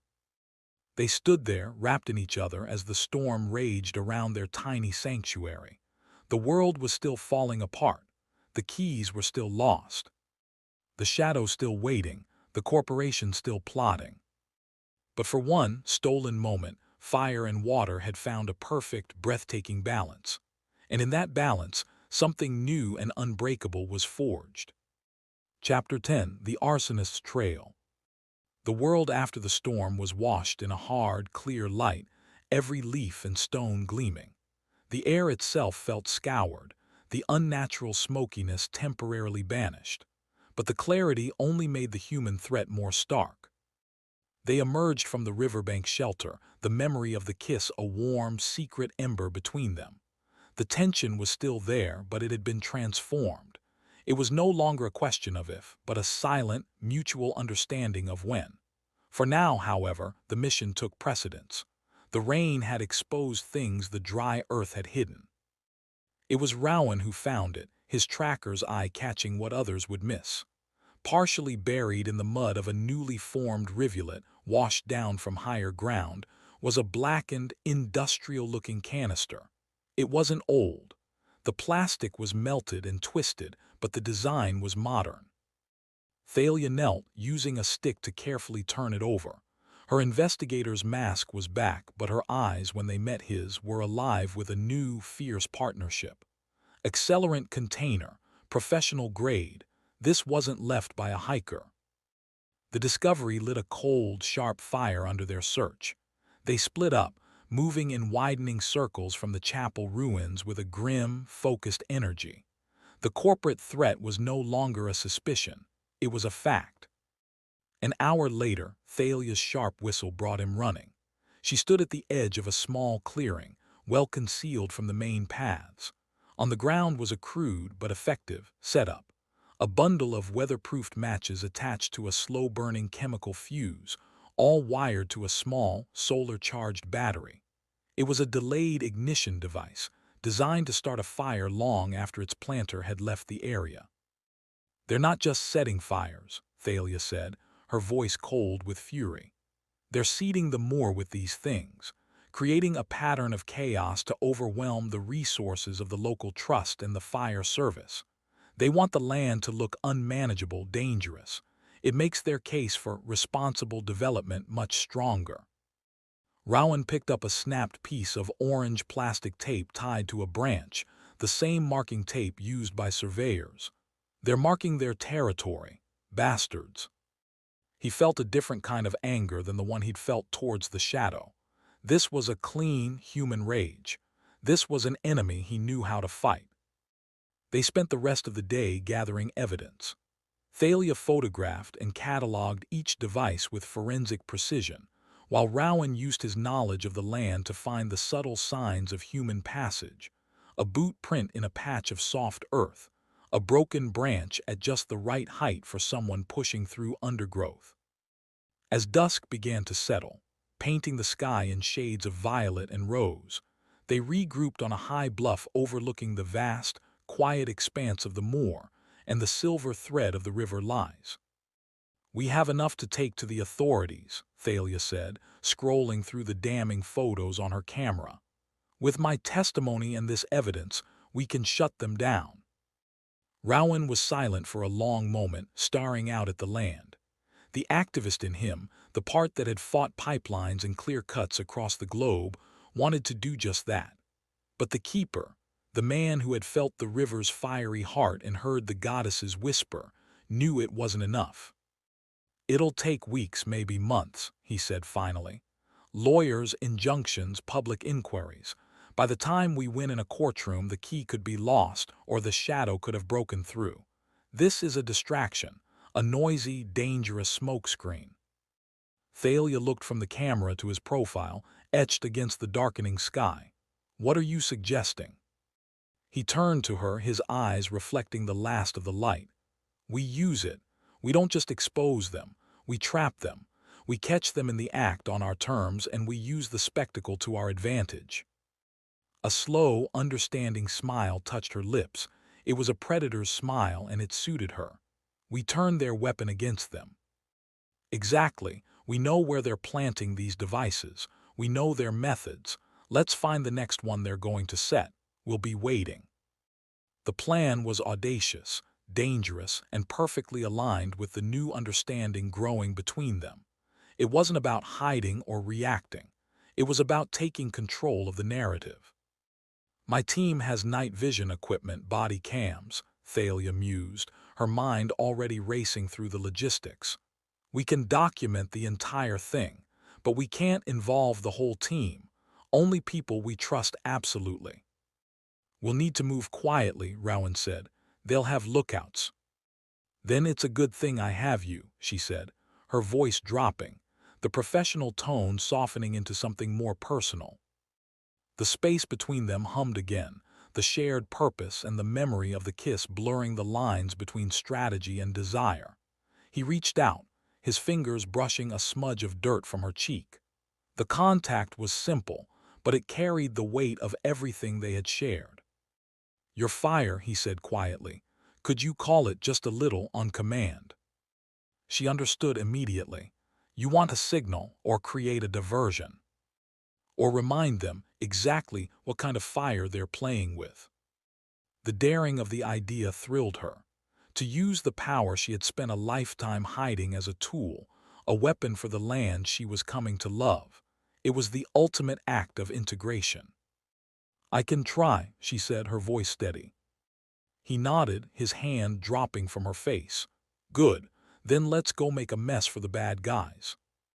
As they turned to make their way back to Ardencross in the deepening twilight, the two fronts of their war had finally merged. The fight against the corporate saboteurs was no longer a separate conflict. It was part of the same battle for the soul of Ardencross. And for the first time, standing together in the gathering dark, they felt not like prey, but like hunters. Chapter 11. The Fire Key Revealed. The plan was set. The location was a remote section of moorland, far from the river and the chapel, where they had found the most recent and sophisticated ignition device. Thalia's most trusted field operative, a quiet, competent woman named Jess, was positioned with a high-resolution camera and a satellite link. The local police, skeptical but unable to ignore Thalia's credentials and the evidence, were on standby a few miles away. Rowan and Thalia lay side by side in the heather, the damp earth seeping through their clothes. The moon was a sliver, offering just enough light to see the dark, boxy shape of the device 20 yards away. The only sounds were the sigh of the wind and the frantic beat of Thalia's heart. "You're sure about this?" Rowan whispered, his voice a low vibration in the dark. "Using your power?" "No," she admitted, her own voice tight. "But hiding it hasn't worked. Maybe this is what it's for. Not just to be contained, but to be used for protection." He found her hand in the darkness and squeezed it. It was all the reassurance she needed. They didn't have to wait long. Just after midnight, the crunch of cautious footsteps and the beam of a muted flashlight cut through the gloom. Two figures, dressed in dark, utilitarian clothing, moved with a practiced stealth that was entirely at odds with the official surveyors they pretended to be. They carried a backpack, identical to the one they'd found discarded. Rowan's body went taut beside her, every muscle coiled. Thalia felt a corresponding surge of adrenaline and with it, a flutter of heat in her core. She focused on breathing, on keeping the fire banked, a controlled simmer. They watched as one man knelt by the device, checking its connections while the other stood watch. This was it, the crime in progress. Thalia gave a sharp, bird-like whistle, the prearranged signal to Jess. The sound shattered the night's stillness. The kneeling man jerked upright. The lookout spun, his flashlight beam sweeping erratically across the moor. "Now," Rowan said. He stood, his large frame unfolding from the heather. "That's far enough," he roared, his voice echoing with a command that made both men flinch. "It's over. You're on camera." Panic flashed across their faces. The lookout recovered first, his fear turning to aggression. He lunged at Rowan, swinging the heavy flashlight like a club. Thalia's control snapped. A wave of protective fury, white-hot and pure, obliterated her caution. As the man moved to attack Rowan, she surged to her feet, her hands coming up. She didn't think. She felt. A whip crack of concentrated flame, no thicker than her finger, shot from her palm. It wasn't aimed at the man, but at the flashlight in his hand. The metal housing glowed red for an instant, then melted, the glass lens shattering. The man yelled, dropping the searing hot object and stumbling back, clutching his hand. The sudden, impossible flare of fire in the darkness froze everyone, the saboteurs, Jess with her camera, even Rowan, for a single, heart-stopping second. In that absolute silence, the earth groaned. It was a deep, grinding rumble that came from the very bones of the moor. The ground beneath their feet shuddered violently. The two saboteurs, already terrified, turned and fled into the night, their escape forgotten. But Rowan and Thalia couldn't move. Their attention was locked on the chapel ruins, visible as a dark silhouette in the distance. A jagged fissure tore open in the earth, a black seam that ran from the riverbank directly towards the chapel's heart. It wasn't a clean split. It was a rupture, as if something had broken through from below. And from within the fissure, A deep, bronze light pulsed, casting long, dancing shadows. The key, it was answering her call. They ran, stumbling over the shaking ground, their previous mission abandoned. They reached the chapel as the tremors subsided. The fissure ended right in the center of the ruin, at the very spot where the Triskelion had been. And there, nestled in a bed of glowing, warm stone, was the key. It was bronze, but it looked as if it had been forged from living embers. Veins of molten light pulsed within the metal, and the three spirals of the Triskelion swirled with captured fire. The air around it hummed with power, a low, resonant note that Thalia felt in her teeth. The key of courage. It was the most beautiful, terrifying thing she had ever seen. "It's for you," Thalia breathed, her own fire quieting to an awed whisper inside her. She could feel it calling to him, a magnetic pull that resonated with the warrior's blood in his veins. Rowan approached it slowly, as one would a wild animal. He knelt before the fissure, his face illuminated by the key's pulsating glow. He saw the reflection of Ronan's failure in its fiery depths, felt the weight of centuries of expectation. He saw the corporate threat, the shadow, the responsibility, all the reasons to be afraid. Then he looked at Thalia, standing behind him, her hands still smoking slightly, her eyes full of a faith that dared him to be brave. He reached into the fissure. The moment his fingers closed around the warm, textured bronze, the world dissolved. A torrent of power, clean and fierce, flooded up his arm. It was not the destructive rage of the more fires, but a purifying, righteous force. It was the essence of courage, not the absence of fear, but the will to act in spite of it. The old shrapnel scar on his shoulder, a dull, permanent ache from a mission gone wrong, blazed with white-hot heat. He cried out, not in pain but in shock, as he felt the twisted tissue soften, reknit, and smooth over, leaving behind unblemished skin. The chronic stiffness in his knee, another souvenir from his past, vanished. But the deeper healing was inside. The ghost of his brother's face, the one that haunted his darkest dreams, did not disappear, but the crippling guilt that accompanied it lessened. It was no longer a millstone around his neck, but a weight he could carry, a memory to honor, not a failure to be consumed by. The bronze key flared one last time, its light so brilliant it lit up the entire ruins, and then the pulse settled into a steady, warm glow in his hand. The fissure in the earth sealed itself, leaving no trace but the key itself. Rowan stood, turning to face Thalia. He felt taller, lighter, as if he had been carrying an invisible burden his whole life and had only now been allowed to set it down. He held up the key. "It's real." Thalia stepped forward, her gaze moving from the key to his face. She reached out not for the key, but to touch the place on his shoulder where the scar had been. Her fingers met smooth, whole skin. Tears welled in her eyes. "You're healed." "We are," he corrected, his voice thick with emotion. He wasn't just a man anymore. He was the protector, the keeper of courage, and she was his fire, not his burden. As they stood there, the key in his hand and her fire quiet in her soul, a familiar, chilling presence coalesced in the darkness beyond the chapel walls. The air grew cold, and the triumphant glow of the key seemed to dim. From the shadows, a voice made of smoke and forgotten fears whispered, a direct counterpoint to the goddess's gentle guidance. "Courage is born of fear, fear is mine." The shadow had been waiting, and now, with the second key awakened, the real battle was about to begin. Chapter 12. The Shadow's Return. The triumphant glow of the bronze key was snuffed out as if by a suffocating blanket. The warm, humming power that had filled the chapel ruins was replaced by a vacuum of cold that stole the breath from their lungs. The voice was not a sound, but a vibration of pure dread that resonated in their bones. "Courage is born of fear, fear is mine." The shadows at the edge of the clearing did not just deepen, they congealed.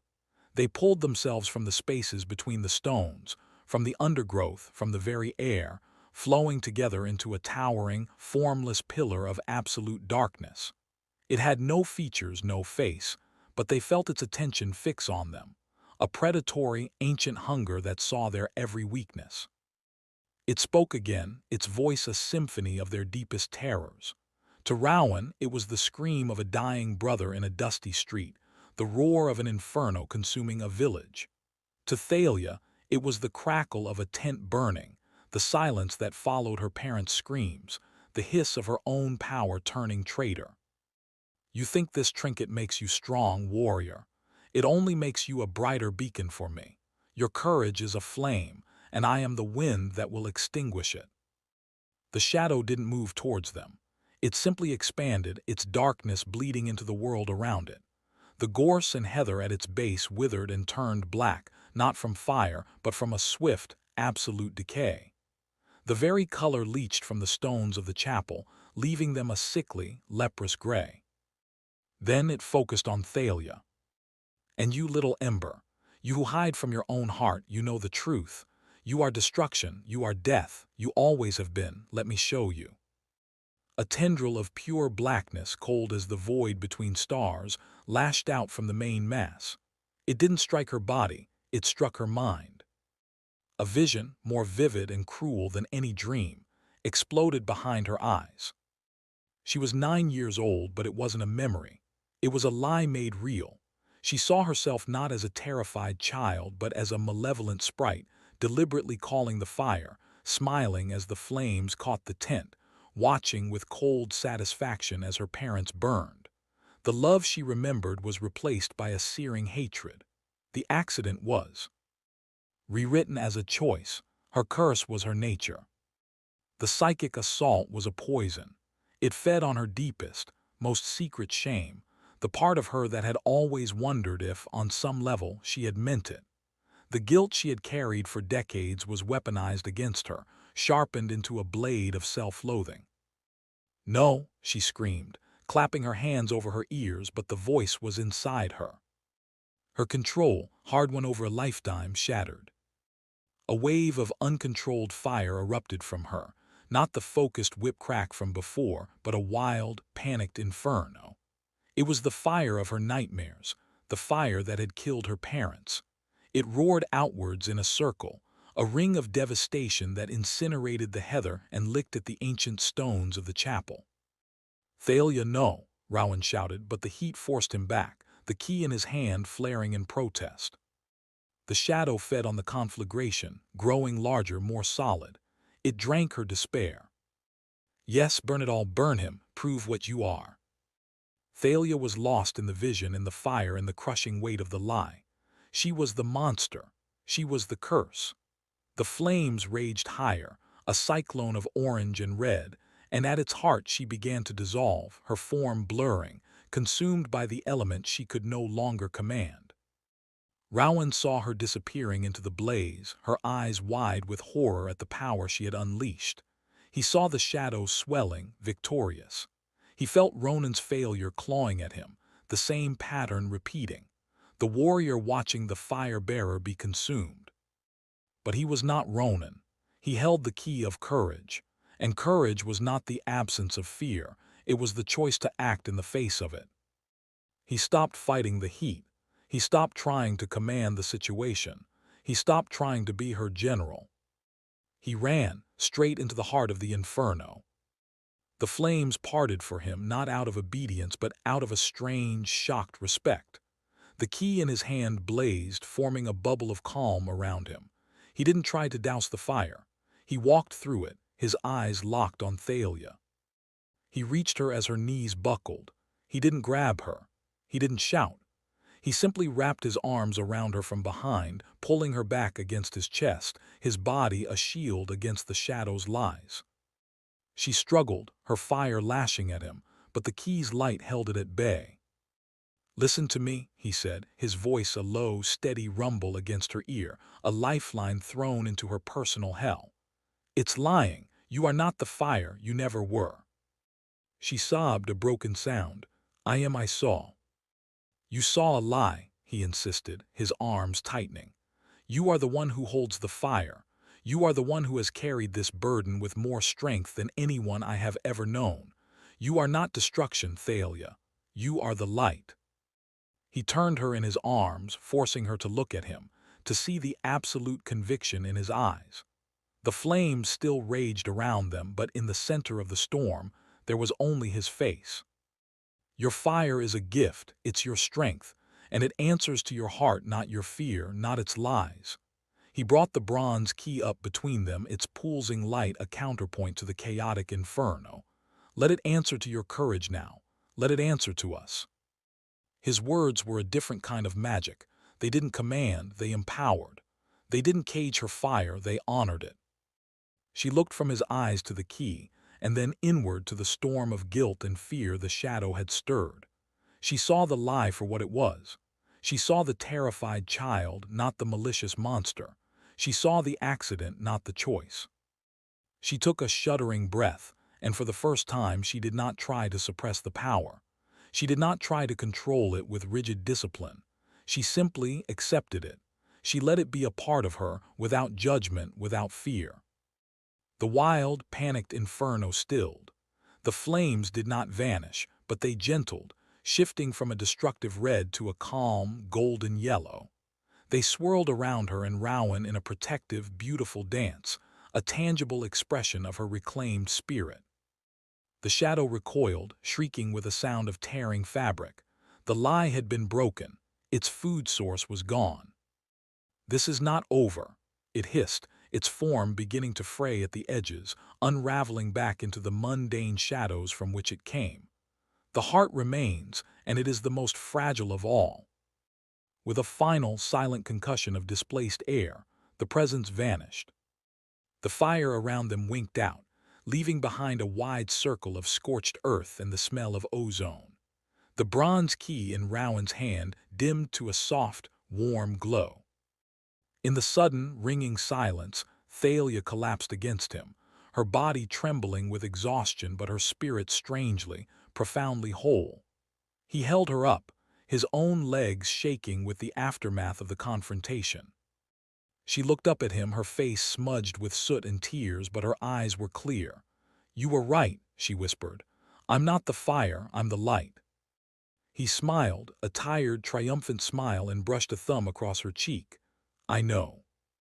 They had faced the shadow and together had not just survived but had won. But the enemy's final, whispered threat echoed in the quiet night. The heart remains. Edward's challenge was still to come, and their victory had only bought them time. Chapter 13. The Choice. The victory over the shadow was a phantom comfort. In its wake, it had left a real, raging inferno.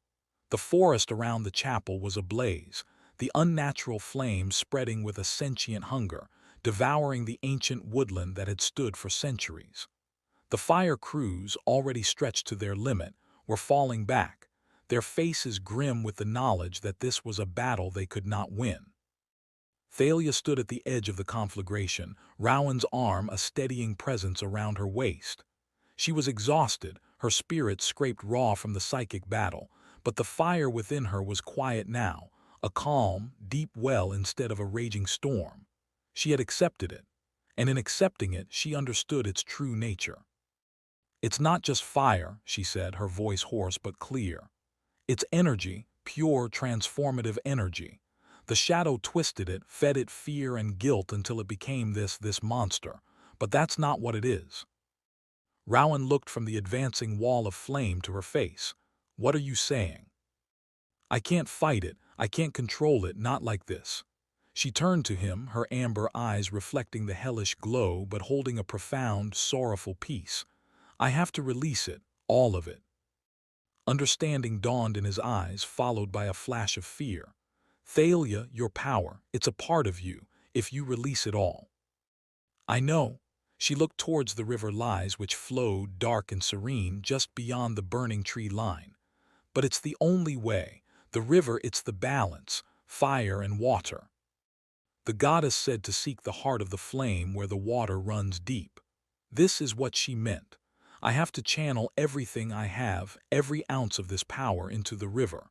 Let the water absorb it, transmute it, calm it. It was the ultimate surrender, not of control, but of the power itself. She was proposing to sacrifice the defining, terrifying, and beautiful force that had shaped her entire life to save the land she had grown to love. "You could die," Rowan said, his voice rough with emotion, or it could change you, permanently." "I know," she repeated, her gaze steady, "but if I don't, this fire will consume everything. Ardencross, the village, it will all be lost. My power, my curse, will have finally done what it was always meant to do." She placed a hand on his chest over his heart. "I won't let that happen. Not again. Not when I have a choice."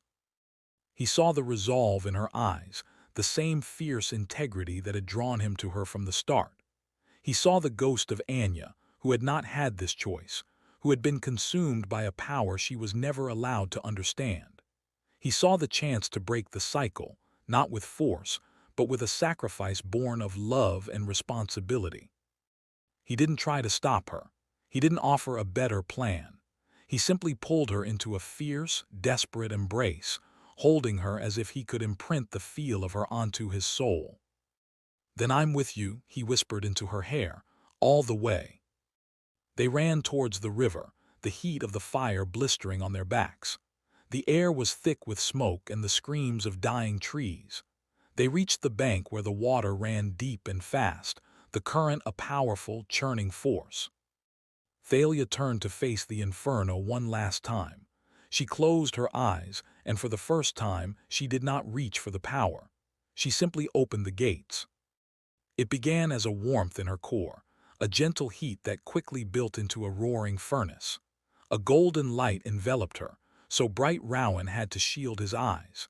The flames in the forest seemed to pause, drawn by the beacon of pure, untamed energy she had become. Then she began to channel it. She raised her hands, not in a gesture of command but of offering. A torrent of liquid fire, a river of pure light poured from her. It didn't shoot towards the forest. It arced gracefully, beautifully, and plunged into the heart of the river lies. The effect was instantaneous and catastrophic. The water did not extinguish the fire. It absorbed it. The dark, peat-stained river erupted in a maelstrom of steam and boiling fury. The water turned a brilliant, impossible gold, hissing and roaring as the elemental forces collided. The very air vibrated, a deafening cacophony of opposing energies seeking balance. Thalia cried out, her body trembling violently as the power tore from her. It was an agony beyond anything she had ever known, a visceral tearing as the very essence of her being was poured out. She felt herself unraveling, dissolving into the stream of light. Rowan lunged forward, wrapping his arms around her from behind, anchoring her. He was her tether to the physical world.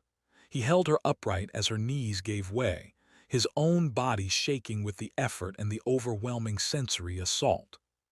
"I've got you," he growled, his voice a raw promise against the din. "I've got you, Thalia, don't let go." She focused on the solid feel of him, on the pressure of his arms, on the love that was a different, quieter fire between them. She poured the last of her power, the very dregs of her soul, into the river. And then it was done. The golden light snuffed out. The torrent from her hand ceased. The brilliant, fiery gold of the river faded, the water returning to its normal dark flow, though it now steamed and swirled with a residual, supernatural heat. The forest fire, starved of the unnatural energy that had fueled it, guttered and died. The flames didn't retreat. They simply vanished, leaving behind blackened, smoldering husks of trees and an eerie, profound silence. Thalia collapsed, a dead weight in Rowan's arms. Her skin was pale and cool, her breathing shallow. The vibrant, fiery woman was gone, replaced by a fragile shell. "Thalia," Rowan's voice was frantic. He knelt, cradling her, patting her cheek. "Thalia, look at me." Her eyelids fluttered. She was alive, but the light in her eyes was dim. The power was gone, truly gone. And then a final transformation occurred. The bronze key, which Rowan still clutched in his hand, grew warm. It pulsed, and the metal seemed to liquefy. It flowed from his grasp, a stream of molten, glowing bronze, and wrapped around Thalia's right forearm just below the elbow. It did not burn her. It fused with her skin, cooling instantly into the form of an intricate, permanent tattoo, a beautiful dark bronze Triskelion, the spirals seeming to shift and move if stared at for too long. It was no longer a separate object to be kept. It was a part of her, a mark of her sacrifice and her courage. The balance was restored. Rowan held her, rocking her gently as the first rays of the dawn broke over the scorched, but saved, landscape. She had given everything, but as he looked at the mark on her arm, a symbol of courage forever etched into her skin, he knew she was not diminished. She was transformed, and she was his. Chapter 14, After the Fire. A strange, hollow peace settled over Ardencross. The fires were out. The corporate saboteurs, their operation exposed by Jess's footage and Thalia's official report, had been arrested, their permits revoked indefinitely. The immediate threats had been vanquished. But in the quiet of Thalia's rented cottage, a different kind of chill had taken root. She moved through the rooms like a ghost, her movements listless. The cottage, once a temporary base of operations, now felt like a cage. The silence was no longer a comfort, but an amplifier for the emptiness inside her. For the first time in her memory, there was no heat in her veins, no simmering energy waiting to be contained. There was only a profound, echoing cold. She felt ordinary, and after a lifetime of being extraordinary in the most terrifying way, ordinary felt like a death sentence. She stood at her small desk, methodically packing her scientific equipment into foam-lined cases. The thermocouples, the gas samplers, the tablets filled with data, they were relics of a life that no longer fit. She was no longer a fire investigator. How could she be when the fire in her was gone? The mark on her forearm, the bronze Triskelion, seemed to mock her, a brand of courage for a woman who felt utterly bankrupt of it. What was courage without the power that had demanded it? A soft knock at the door broke the silence. She didn't need to open it to know it was Rowan. She could feel his presence, a solid, warm weight on the other side of the thin wood, a sensation that was now entirely external. She let him in. He filled the small doorway, his presence both a comfort and a painful reminder of all she had lost. He saw the half-packed cases, the determined emptiness in her eyes. "Going somewhere?" he asked, his voice carefully neutral. "There's nothing left for me to do here," she said, not meeting his gaze. She folded a cable with excessive precision. "The investigation is over. The threat is contained. My part in this is finished." "Is it?" He stepped inside, closing the door behind him. The cottage seemed to shrink around his size. "What's left, Rowan?" she asked, a note of desperation bleeding into her tone. She finally looked at him, her eyes pleading for him to understand. "The power is gone. I poured it all into the river. I'm just me now. And just me doesn't belong in a story about gods and magic keys." "You think that's what this was about?" he asked, his voice low and intense. "The power. It was a part of me, a huge defining part, and now it's gone. I feel hollow." He crossed the room in 2 long strides, stopping before her. He didn't touch her, but his gaze held her captive. "You think your power was what made you brave, what made you brilliant, what made you stand in the heart of an inferno and choose to save 1,000 strangers at the cost of yourself." She flinched, looking away. That was the power, the ability to do it. "No," the word was a gunshot in the quiet room. "The power was the tool, the choice was yours, the courage was yours, that came from here." He tapped a finger gently over her heart. "Not from some magical wellspring, from you, Thalia. The power is gone. The woman who wielded it is right here." Tears welled in her eyes, spilling over. "You don't understand, you still have your purpose. You're the protector, the keeper. What am I now?" "You are the woman who walked through fire long before you ever came to Ardencross," he said, his voice softening, becoming unbearably tender. "You are the brilliant mind that refused to falsify data, even when it cost you. You are the fierce heart that loved your parents so much their loss almost broke you. You are the one who looked a goddess in the eye and a monster in the face and didn't back down. He reached out, his hand hovering near her cheek before he gently wiped a tear away with his thumb. The fire didn't make you any of that. It just gave you a bigger, more dangerous playground. His words were a balm and a brand, healing and searing at the same time. He saw her. Not the fire-bearer, not the catalyst, not the keeper. He saw her. "I'm scared," she confessed, the admission a broken whisper. "I don't know who I am without it." "Then let's find out," he said simply. "Together. You don't have to have all the answers right now. You just have to not run away." He finally closed the last of the distance between them, his hands coming up to cradle her face. His touch was warm, solid, real. "You think fire only destroys," he murmured, his forehead resting against hers. "But it also purifies. It clears the ground for new growth. It made you Thalia. It forged you in the hottest possible flame. And what came out wasn't a weapon. It was a masterpiece." He kissed her then, not with the desperate passion of the storm, but with a slow, deep certainty that felt like a vow. It was a kiss of acceptance, of a future being promised. When they broke apart, the emptiness inside her was still there, but it no longer felt like a void. It felt like potential, a clean slate. She looked at the packed cases, then back at his face, at the love and the steady faith she saw there. "The woman I am," she began, her voice still shaky but clearer. "Who is she to you?" He smiled, a real, full smile that reached his eyes. "She's the bravest person I know. She's my partner. And she's the woman I'm hopelessly in love with, power or no power." He loved her, not for what she could do, but for who she was. Thalia let out a shuddering breath, the last of her resistance crumbling. She leaned into him, her arms wrapping around his waist, holding on as if he were the only solid thing in a shifting world. "Okay," she whispered against his chest. "Okay, I'll stay."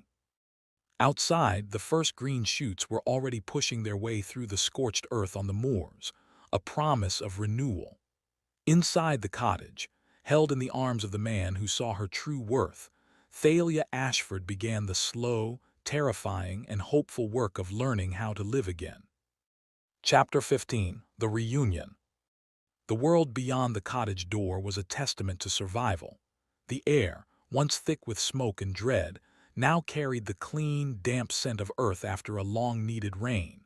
The moors, though scarred with great black swathes, were already showing the defiant green of new growth pushing through the ash.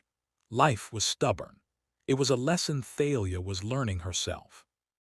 She walked with Rowan, not back towards the ruins or the river, but to a quiet, sheltered spot he knew, a small, grassy bluff overlooking the sea, untouched by the fires. It was a place for beginnings, not endings. They stood for a moment in silence, watching the waves carve their eternal patterns into the sand below. The wind played with the loose strands of her hair, and for the first time she didn't feel a corresponding flicker of heat in her blood. The stillness within was no longer frightening, just new. "It's quiet," she said softly. "Is it?" Rowan asked, looking at her, not the sea. She knew what he meant. The roar of the fire was gone, but the space it left was filling with other things.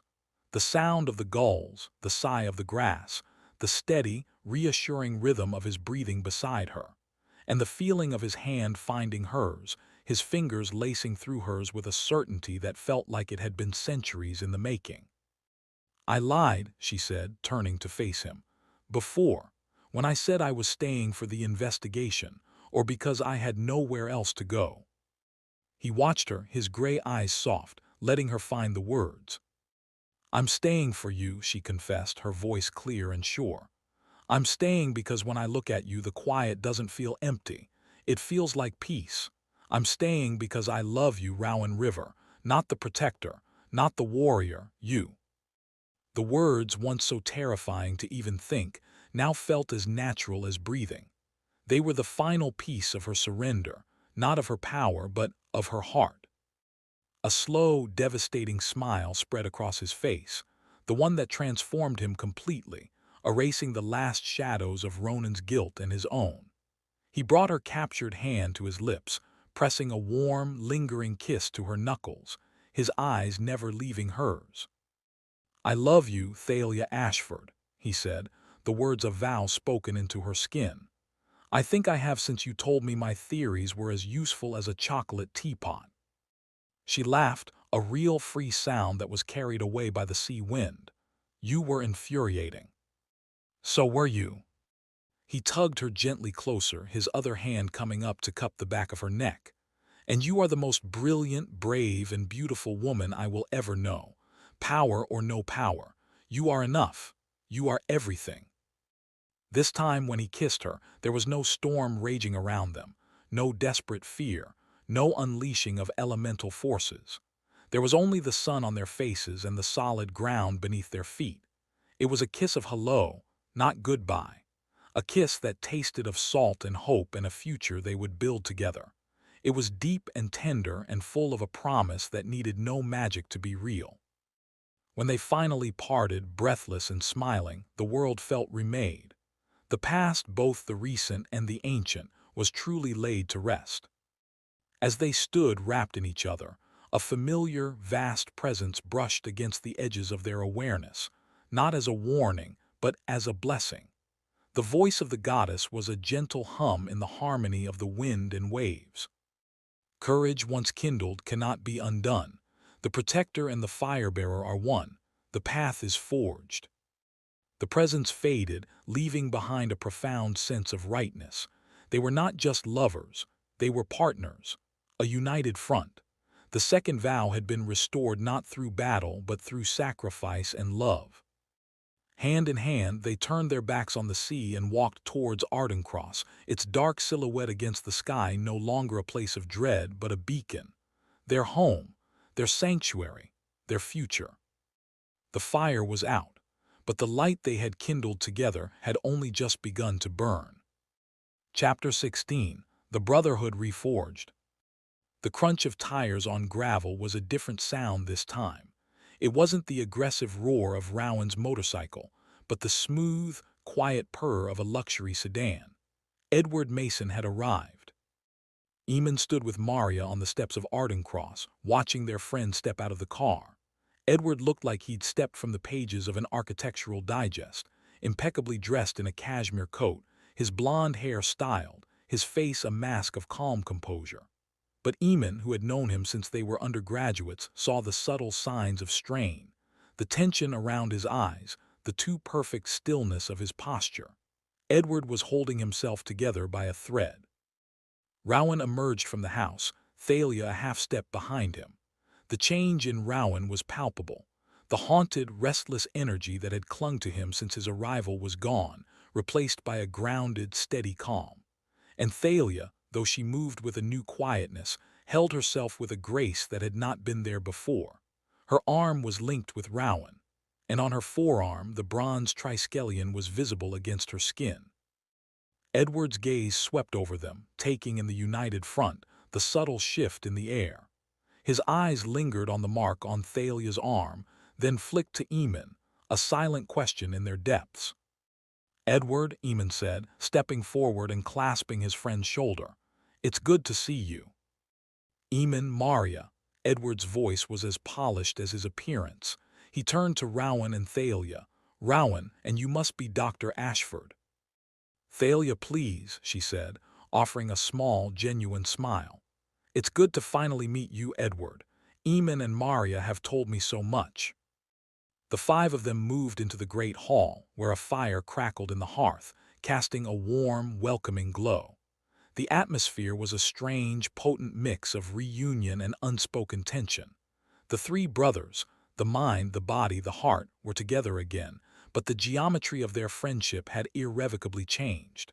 They were no longer just three university friends. They were keepers. Maria, ever the diplomat, poured drinks. As she handed a glass of whiskey to Edward, their fingers brushed. A jolt, faint but distinct, passed between them. It was the same harmonious resonance Eamon felt when he was near Maria, but now it was triangulated. The silver key of memory within him hummed in recognition of the bronze key now bound to Thalia. Edward flinched, almost dropping his glass. What was that? You felt it, Eamon asked, his historian's mind cataloging the reaction. It felt like a chord, Edward said, looking at his hand with a faint frown. A note I haven't heard in a long time. It's the keys, Rowan said, his voice gruff but calm. He stood by the fireplace, Thalia at his side. Memory and courage, they're talking to each other, or rather, they're remembering how to sing together. As if to demonstrate, Thalia held out her arm, the Triskelion mark seeming to absorb the firelight. At the same time, Eamon felt a warmth in his own chest, where the essence of the silver key resided. A soft, silver-bronze light pulsed once, gently in the room, a visible, tangible harmony.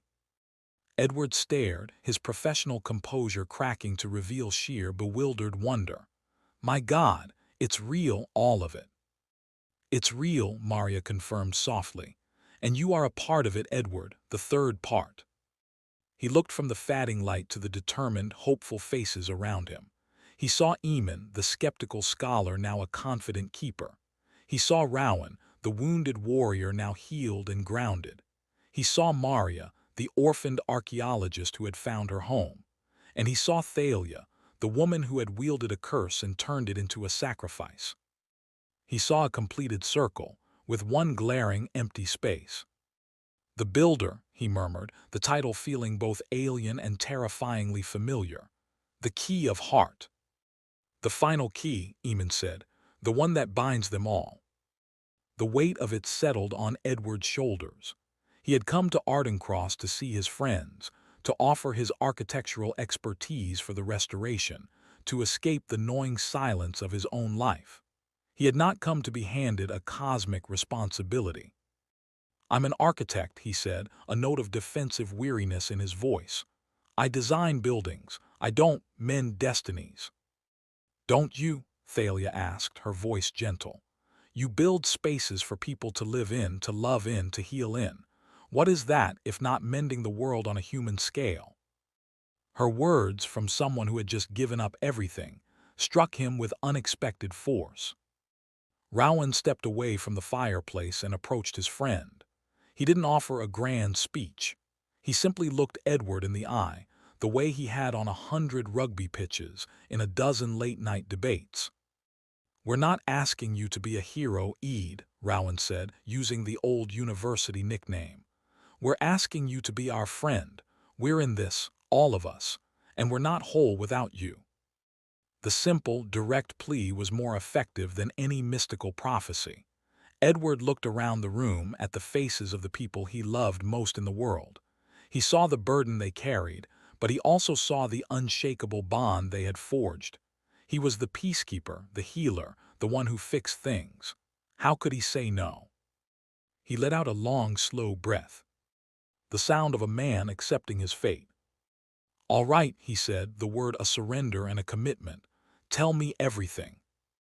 As they began to speak, the two keys pulsed again, a little brighter this time, their harmony a little stronger. The brotherhood was reforged, not in the easy camaraderie of youth, but in the sober, steadfast alliance of a shared, impossible destiny. The heart of their triad was still wounded, still silent. But for the first time, surrounded by his brothers and the women who loved them, Edward Mason felt a flicker of something he thought he'd lost forever.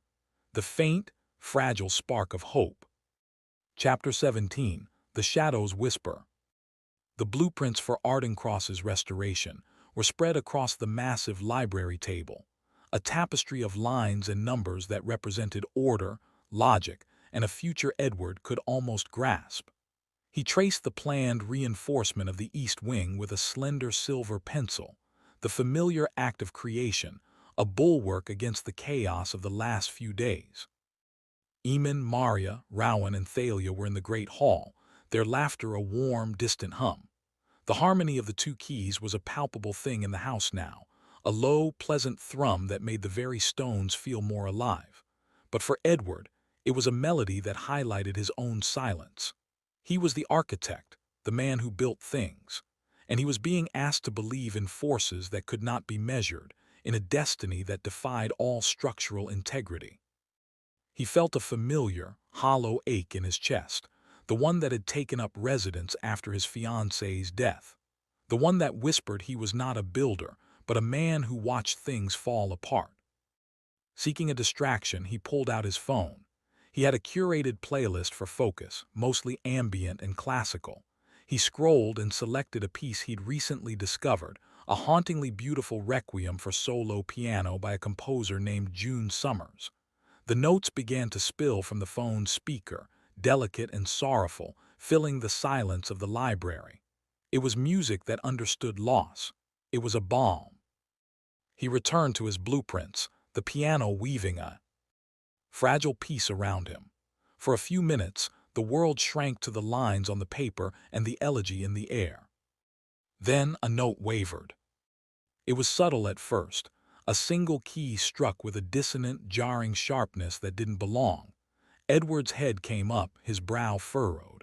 He thought it a glitch in the recording. The music continued, but it began to change. The elegant, grieving melody twisted, the tempo slowing to a funeral dirge. The notes themselves seemed to curdle, becoming thin and reedy, as if played on an instrument long out of tune. And then a voice wove itself through the corrupted music. It was not the goddess's vast whisper, but something slick and intimate, a serpent sliding into his ear. Alone, you are always alone. The heart is the most fragile key, and yours is already broken. Edward froze, the silver pencil slipping from his numb fingers and rolling across the vellum. The voice was inside his head, using the music as its vessel. They have their power, their love. What do you have, builder? Blueprints for a future you will never see. A heart that cannot love because it remembers how it breaks. The library walls seemed to press in. The comforting thrum of the other keys felt distant, muffled by this new, insidious presence. It was speaking his deepest fears, the ones he kept locked away in the foundation of his being. The fear that he was the weak link, that his grief had made him unfit for love, for legacy, for this. The others are guarded, but you are open, a hollow waiting to be filled with me. The piano music dissolved into a cacophony of wrong notes, a sound of screaming strings and shattered glass.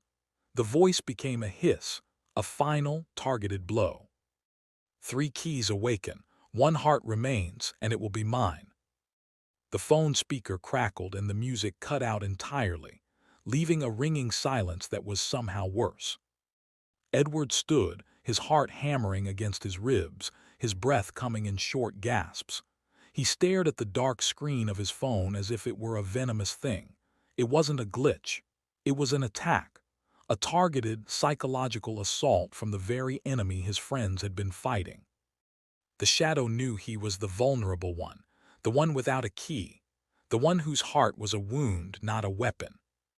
He stumbled to the library door and looked out into the great hall. He saw Rowan's hand resting on the small of Thalia's back, a gesture of unconscious possession. He saw Eamon lean over to whisper something to Maria, her answering smile a sunbeam in the dim room. They were whole. They were fortified. And he was a cracked foundation, and the shadow knew it.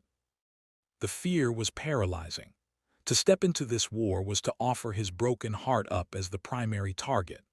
The logical part of his mind screamed at him to run, to get in his car and drive back to London, to the clean, predictable world of stress-load calculations and zoning laws. But as he watched his friends, a different emotion stirred, fragile and defiant beneath the terror. It was the same spark that had ignited when Rowan called him their friend. It was the memory of Eamon's unwavering faith, of Maria's gentle wisdom, of Thalia's incredible sacrifice. They were his family, and this house, for all its ghosts, was the only place that felt like home. He looked down at his phone again. The screen was still dark. The composer's name, June Summers, seemed to glow in his memory. The music, before it had been twisted, had been breathtaking. It had spoken to his soul, and the shadow had used it as a weapon. Why? He picked up the phone, his hand steadier now. He opened his search engine and typed her name. A professional website loaded. A biography, a list of compositions, a contact for her agent, and a photograph. She had a face as expressive as her music, with kind eyes and a smile that seemed to hold a universe of gentle strength. She was looking slightly away from the camera, as if listening to a distant melody. As Edward stared at the photo, the last echoing thread of the shadow shifted in his mind. It was no longer just a threat. It was a clue. One heart remains. The shadow feared the third key. It feared the power of the heart, and it had chosen to reveal itself through the music of this specific woman. A slow, dawning resolve began to harden within him, cooling the panic like forged steel. The architect in him saw the pattern. The enemy had overplayed its hand. In its attempt to terrorize him, it had pointed him directly towards what, or who, he needed to find. He closed the browser and looked back at his blueprints. They were no longer an escape. They were a promise, a future to be built. He would not run. He would not hide his broken heart. He would use it. He would find June Summers, and he would discover why her music was a threshold the shadow feared to cross. The heart remained, and Edward Mason, the broken builder, would be the one to guard it. Chapter 18. The Fire in the Water. The river sanctuary was Rowan's idea, a physical manifestation of their hard-won balance. A place built not for power or protection, but for peace. They worked side by side, he and Thalia, their movements a silent, efficient duet. He hauled the heavy, scorched timber, his strength seemingly inexhaustible since the key's awakening. She, with a quiet focus that felt new and steady, directed the placement, her artist's eye ensuring the structure harmonized with the land. The shelter was simple, a roof of reclaimed slate supported by rough-hewn posts, open on all sides to the river and the recovering moors. It was a place for anyone who had lost something to fire, a home, a livelihood, a sense of safety, to come and remember that life was stubborn, that it could grow back different but still strong. Thalia paused, wiping her brow with the back of her wrist. The movement revealed the bronze Triskelion, now a permanent part of her. It no longer felt like a brand or a scar, but a compass, a reminder of the direction her courage had taken her. She watched Rowan lift a support beam into place, the muscles in his back coiling with effortless power. The healing the key had wrought was more than skin deep. The restless guilt that had haunted his every move was gone, replaced by a profound, settled certainty. He was, for the first time since she'd met him, fully present in his own skin. "What?" he asked, catching her gaze, a slow smile warming his face. "Nothing," she said, her own smile blooming in response. "Just you." He dropped the beam into its notch and walked over to her, his hand finding the familiar spot on the small of her back. He looked out over their work, at the river lies flowing peacefully past, its depths holding the silent, tempered echo of her power. "The fire's still in there, you know," he said quietly, nodding toward the water. "Not as a threat, just as potential, balance." She leaned into his side, drawing strength from his solid presence. "I know." As the sun began to set, casting long, golden shadows across their sanctuary, a new light caught their attention. It wasn't the fierce orange of flame or the warm bronze of her mark. It was a soft, buttery gold, and it pulsed from the very foundation of Ardencross Manor, near the ancient sea caves at the base of the cliffs. They turned to look. The golden light beat gently, rhythmically, a silent, beckoning heart. Back in the library, Edward Mason stood at the window, the detailed blueprints for the estate's restoration lying forgotten on the table behind him. He had been trying to lose himself in the clean logic of the plans, in the mathematics of stress and support. But his gaze was drawn irresistibly to the cliffs, to that same, faint golden glow. He could feel it, a pull, a call that was entirely different from the intellectual curiosity of the Triskelion legend or the comforting harmony of Eamon and Rowan's keys. This was deeper, more visceral.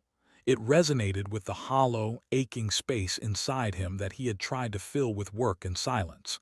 It felt like a question he had been too afraid to ask. He reached into his pocket, his fingers brushing against the cool, smooth surface of his phone. Without fully understanding why, he opened a music app. A name surfaced in his mind, as if carried on the salt-tanged breeze. June Summers. He typed it in. A single haunting piano composition began to play, filling the quiet room. It was a melody of loss and longing, but woven through with threads of such profound, resilient hope that it made his chest tighten. It was the sound of a heart that had been broken, but had not given up on the idea of beating again. It was the most beautiful thing he had ever heard. As the last notes faded into silence, Edward made a decision. He picked up his phone, his thumb hovering over the contact information for her agent. On the cliffs below, the golden sigil of the heart flared once brightly, as if in approval.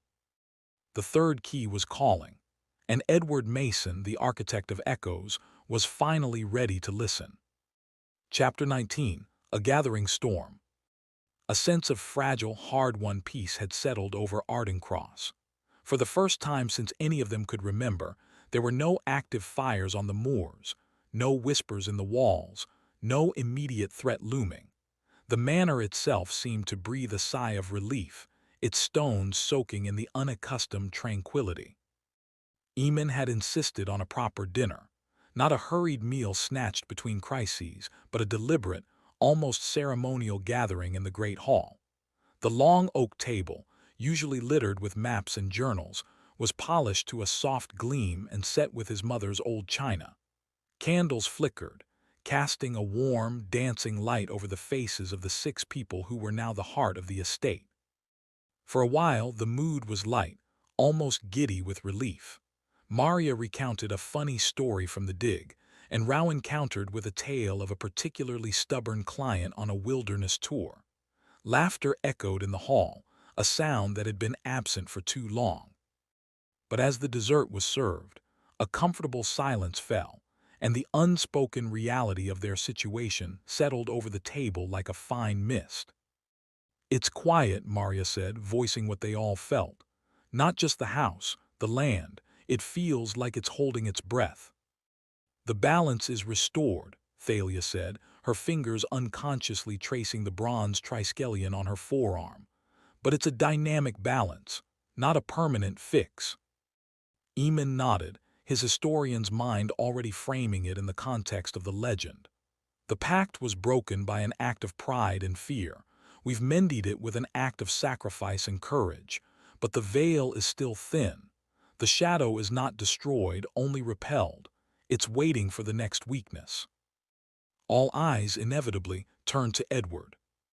He had been quiet throughout the meal, playing with his fork, his gaze distant. He felt the weight of their collective hope and anxiety like a physical pressure. He was the peacekeeper, the calm center, but the storm was now circling him directly. "The third key," Rowan said, his voice low and steady, not pushing, just stating a fact. "The heart, it's the linchpin." "It binds memory and courage," Maria added softly. "Without it, the Triskelion is incomplete. The pact is unstable." Edward finally looked up, meeting the circle of gazes. He saw the faith in Eamon's eyes, the fierce loyalty in Rowan, the gentle strength in Maria's, and the empathetic understanding in Thalia's. He saw his family, and the thought of failing them was a colder fear than any the shadow could conjure. "I felt it," he admitted, his voice barely above a whisper. "The call, a golden light from the cliffs, and the other thing, the voice in the music." He shuddered slightly. "It knows I'm the target. It knows the heart is the most fragile key." "It's not fragile, Edward," Thalia said, her voice firm. "It's the strongest of all. It's the only thing that can truly bind. The shadow fears it because it's the one power it can never counterfeit." "But mine is," he trailed off, the words broken, empty, guarded, sticking in his throat. "Yours is what we need," Eamon stated, with the absolute certainty of a scholar who has found his primary source. "Not in spite of what you've been through, but because of it. You understand loss. You understand what it means to build something beautiful from ruins. That is the essence of the heart key. It's not about never being hurt. It's about the courage to love again, to create again after you have been. The truth of his friend's words struck Edward with the force of a physical blow. He had spent years seeing his grief as a flaw, a structural weakness. They were reframing it as a foundational strength. The composer, he said, the decision solidifying as he spoke.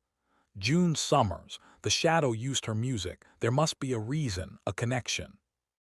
Then that's where you start, Rowan said, as if it were the simplest thing in the world. You find her. The simplicity was bracing. This wasn't about facing down a shadow monster or channeling elemental fire. It was about a man finding a woman whose music spoke to his soul.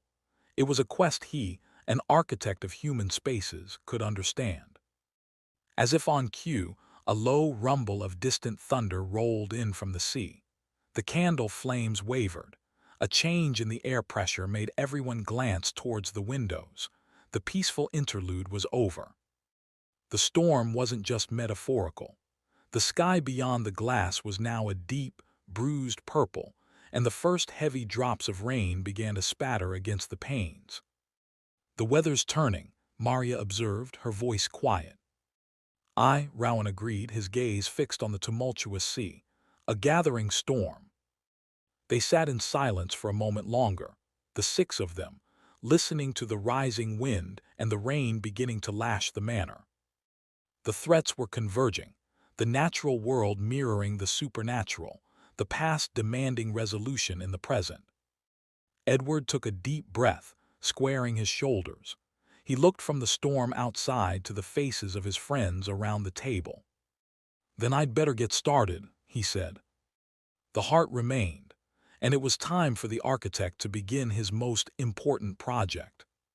Chapter 20: The Architect's Burden.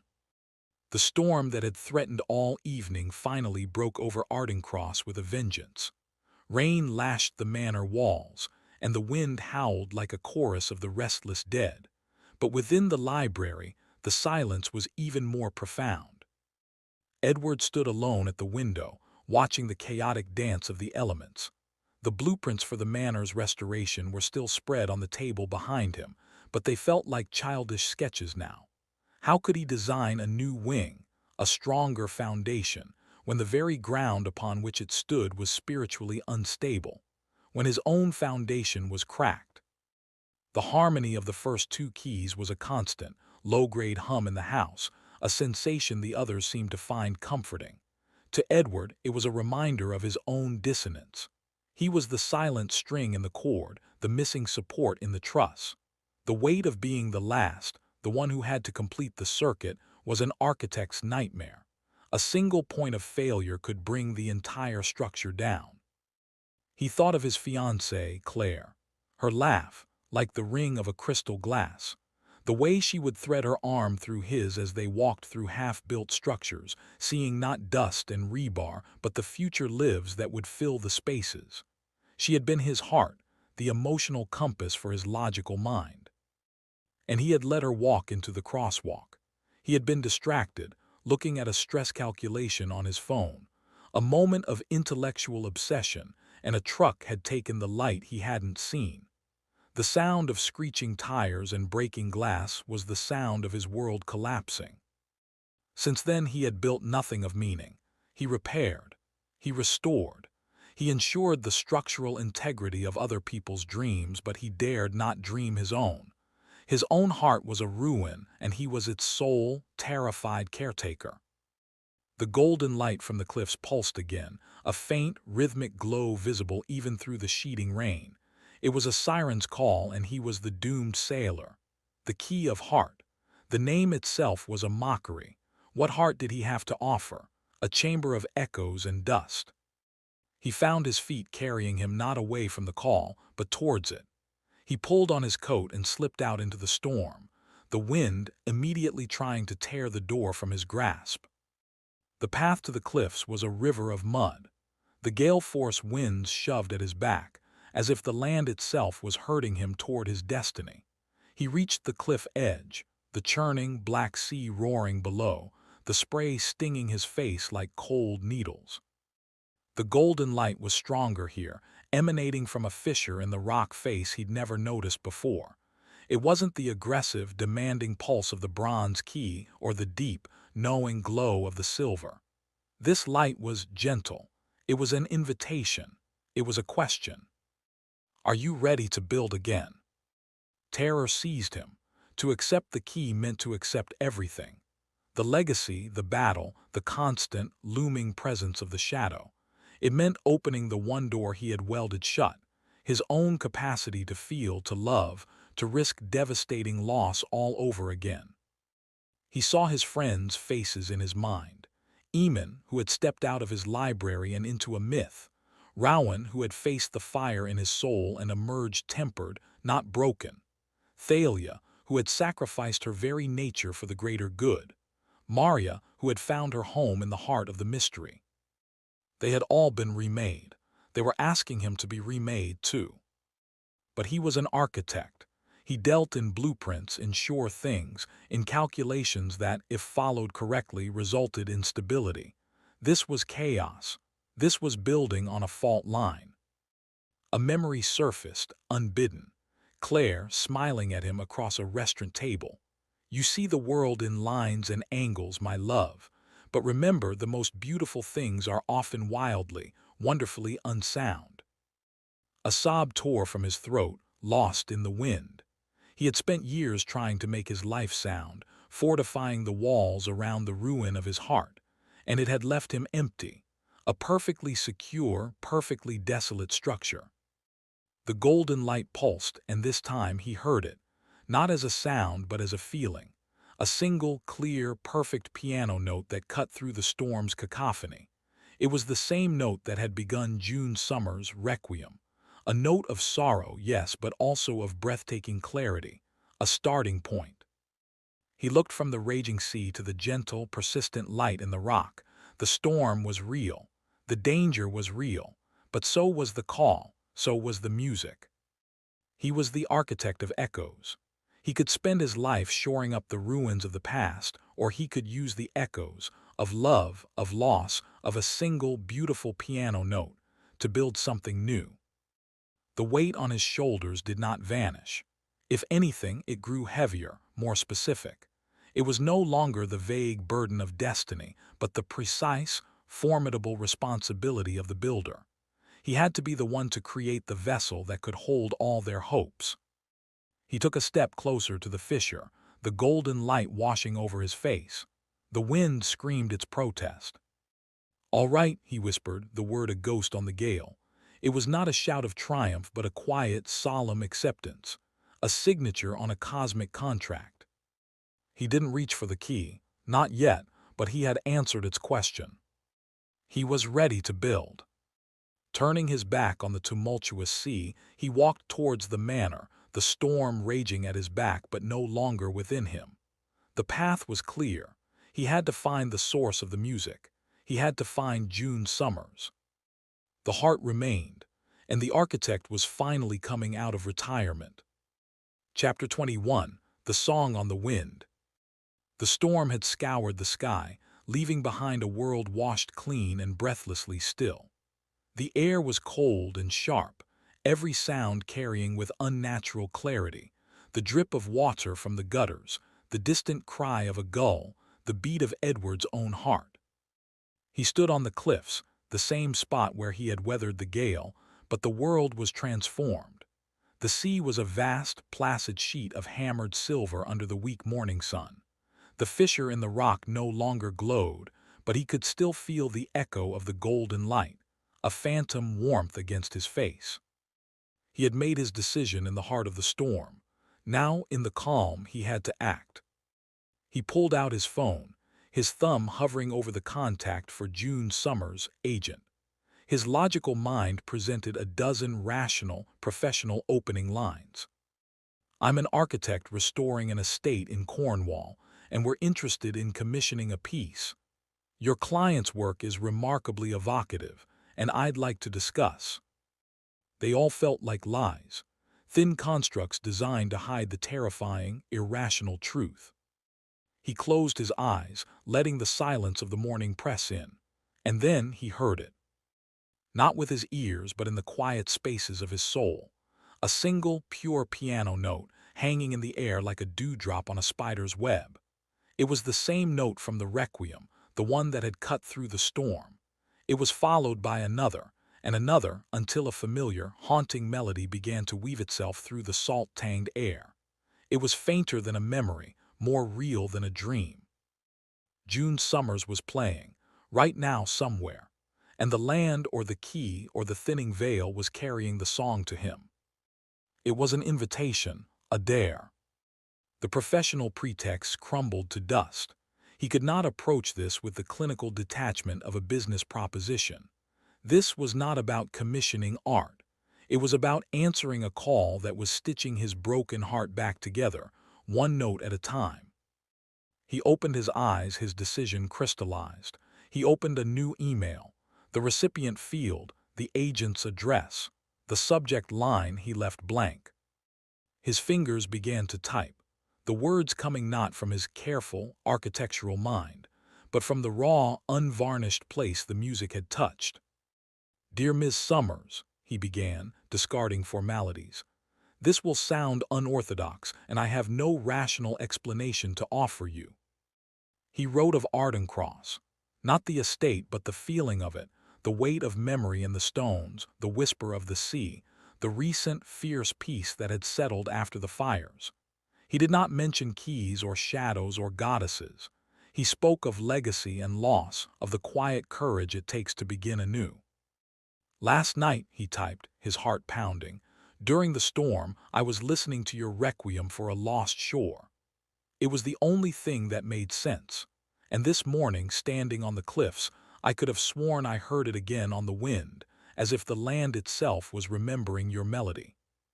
He paused, knowing the next sentence would cross a line from which there was no return. "I know this is a profound intrusion, and I apologize, but I feel, with a certainty that defies all logic, that your music and the story of this place are intertwined. I am compelled to meet you, not as a fan or a potential client, but as someone who believes your art holds a key to a mystery I am only beginning to understand." He signed it simply, Edward Mason, and included his personal number. Before he could second-guess himself, he hit send. The moment the email whooshed away into the digital ether, the phantom music in his soul ceased. The morning was silent once more, but the echo of it remained, a vibration of promise and terror. He looked out at the serene sea. He had just thrown a stone into the still waters of his life, and he had no idea what kind of waves it would bring back to shore. He had reached out to a stranger based on a feeling, a ghost of a song on the wind. It was the least architectural, most unsound thing he had ever done. And for the first time since Claire's death, it felt exactly right. The heart was not just a key to be found. It was a connection to be made. And Edward Mason, the man who built with stone and soul, had just laid the first, trembling foundation. Chapter 22, The Farewell Feast. The decision hung in the air, as tangible as the salt mist rolling in from the sea. Edward was leaving, not fleeing but embarking. The distinction was critical, and everyone in the great hall felt it. It was Maria who proposed the feast. Not a goodbye, she'd insisted, her voice brooking no argument. A bon voyage, a launching. So they gathered one last time, the six of them, in the heart of the home they had fought for. The table was laden with food from the village, a joint effort from the grateful locals who now saw the manor's inhabitants not as cursed strangers, but as their own. There was laughter and toasts, and the easy camaraderie that comes from shared trials. But beneath the celebration ran a current of poignant anticipation. This was the end of their defensive stand, the beginning of an offensive. Edward stood, tapping his knife gently against his glass. The conversation stilled, all eyes turning to him. "I'm not much for speeches," he began, a slight self-deprecating smile on his lips. "I'm better with blueprints, but blueprints are useless without a solid foundation." His gaze swept over his friends. You are that foundation, Eamon, your unwavering mind, Rowan, your unshakable courage, Maria, your boundless heart, Thalia, his voice softened. Your incredible strength. You have given me a foundation to build upon when I thought I had nothing left. He raised his glass. This isn't a goodbye, it's a promise. A promise that I will do my part, that I will find the final piece of our puzzle. I go to find June Summers not as a broken man, but as a builder, armed with the strength you've all given me. To the builder, Rowan's voice boomed through the hall, his glass held high. To Edward, Eamon and Maria echoed. Thalia simply smiled at him, her eyes shining with pride and a flicker of the fierce, protective fire he now knew was love in its purest form. As the evening wore on, the group migrated outside, lighting a bonfire on the cliff top, a beacon of defiance and hope against the vast, star-dusted night. They stood around the flames, the three couples, a completed circle of love and loyalty. Eamon put his arm around Maria, pulling her close. "The first key is safe," he murmured, the scholar in him needing to state the fact. Rowan's hand found Thalia's, his thumb stroking the bronze mark on her wrist. "The second key is balanced." Edward stood between them, looking from one couple to the other, then out to the endless, dark horizon. "And the third key is waiting." The fire crackled, its light painting their faces in gold and shadow. The wind carried the scent of wood smoke and the distant, ever-present song of the sea. It was a perfect, suspended moment of peace and potential. The next morning, Edward's sleek sedan was packed. The goodbyes were brief, heartfelt, and dry-eyed. They had said everything that needed to be said around the fire. He stood by the car door, shaking Rowan's hand, accepting a firm hug from Eamon, a gentle one from Maria. Thalia stepped forward last.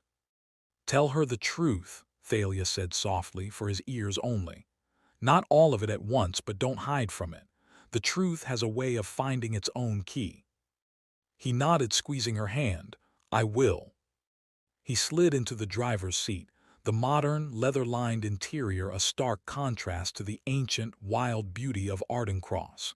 He started the engine, a quiet, efficient purr. Through the windshield, he saw them standing together on the steps of the manor, the keeper of memory, the archaeologist of the lost, the protector of flame and the fire-bearer. A united front, a family, his home. He took one last, long look, imprinting the image on his soul. Then he put the car in gear and turned onto the coast road, away from the cliffs, away from the sea. He did not look back. He drove east, toward the city, toward the unknown, toward a woman whose music held the echo of a destiny he was now ready to claim. The road ahead was unwritten, a blank page waiting for the first line. Edward Mason, the architect of echoes, was ready to build. And for the first time in a very long time, the future did not feel like a void, but a foundation waiting for his design. Epilogue: The Tides of Tomorrow. The city was a shock to the system. After the vast, breathing silence of Ardencross, the constant hum of traffic, the glare of electric lights, and the press of anonymous crowds felt like an assault. Edward's minimalist apartment, once a sanctuary of order and control, now felt sterile and empty. The echoes of the sea had been replaced by the hollow drone of the ventilation system.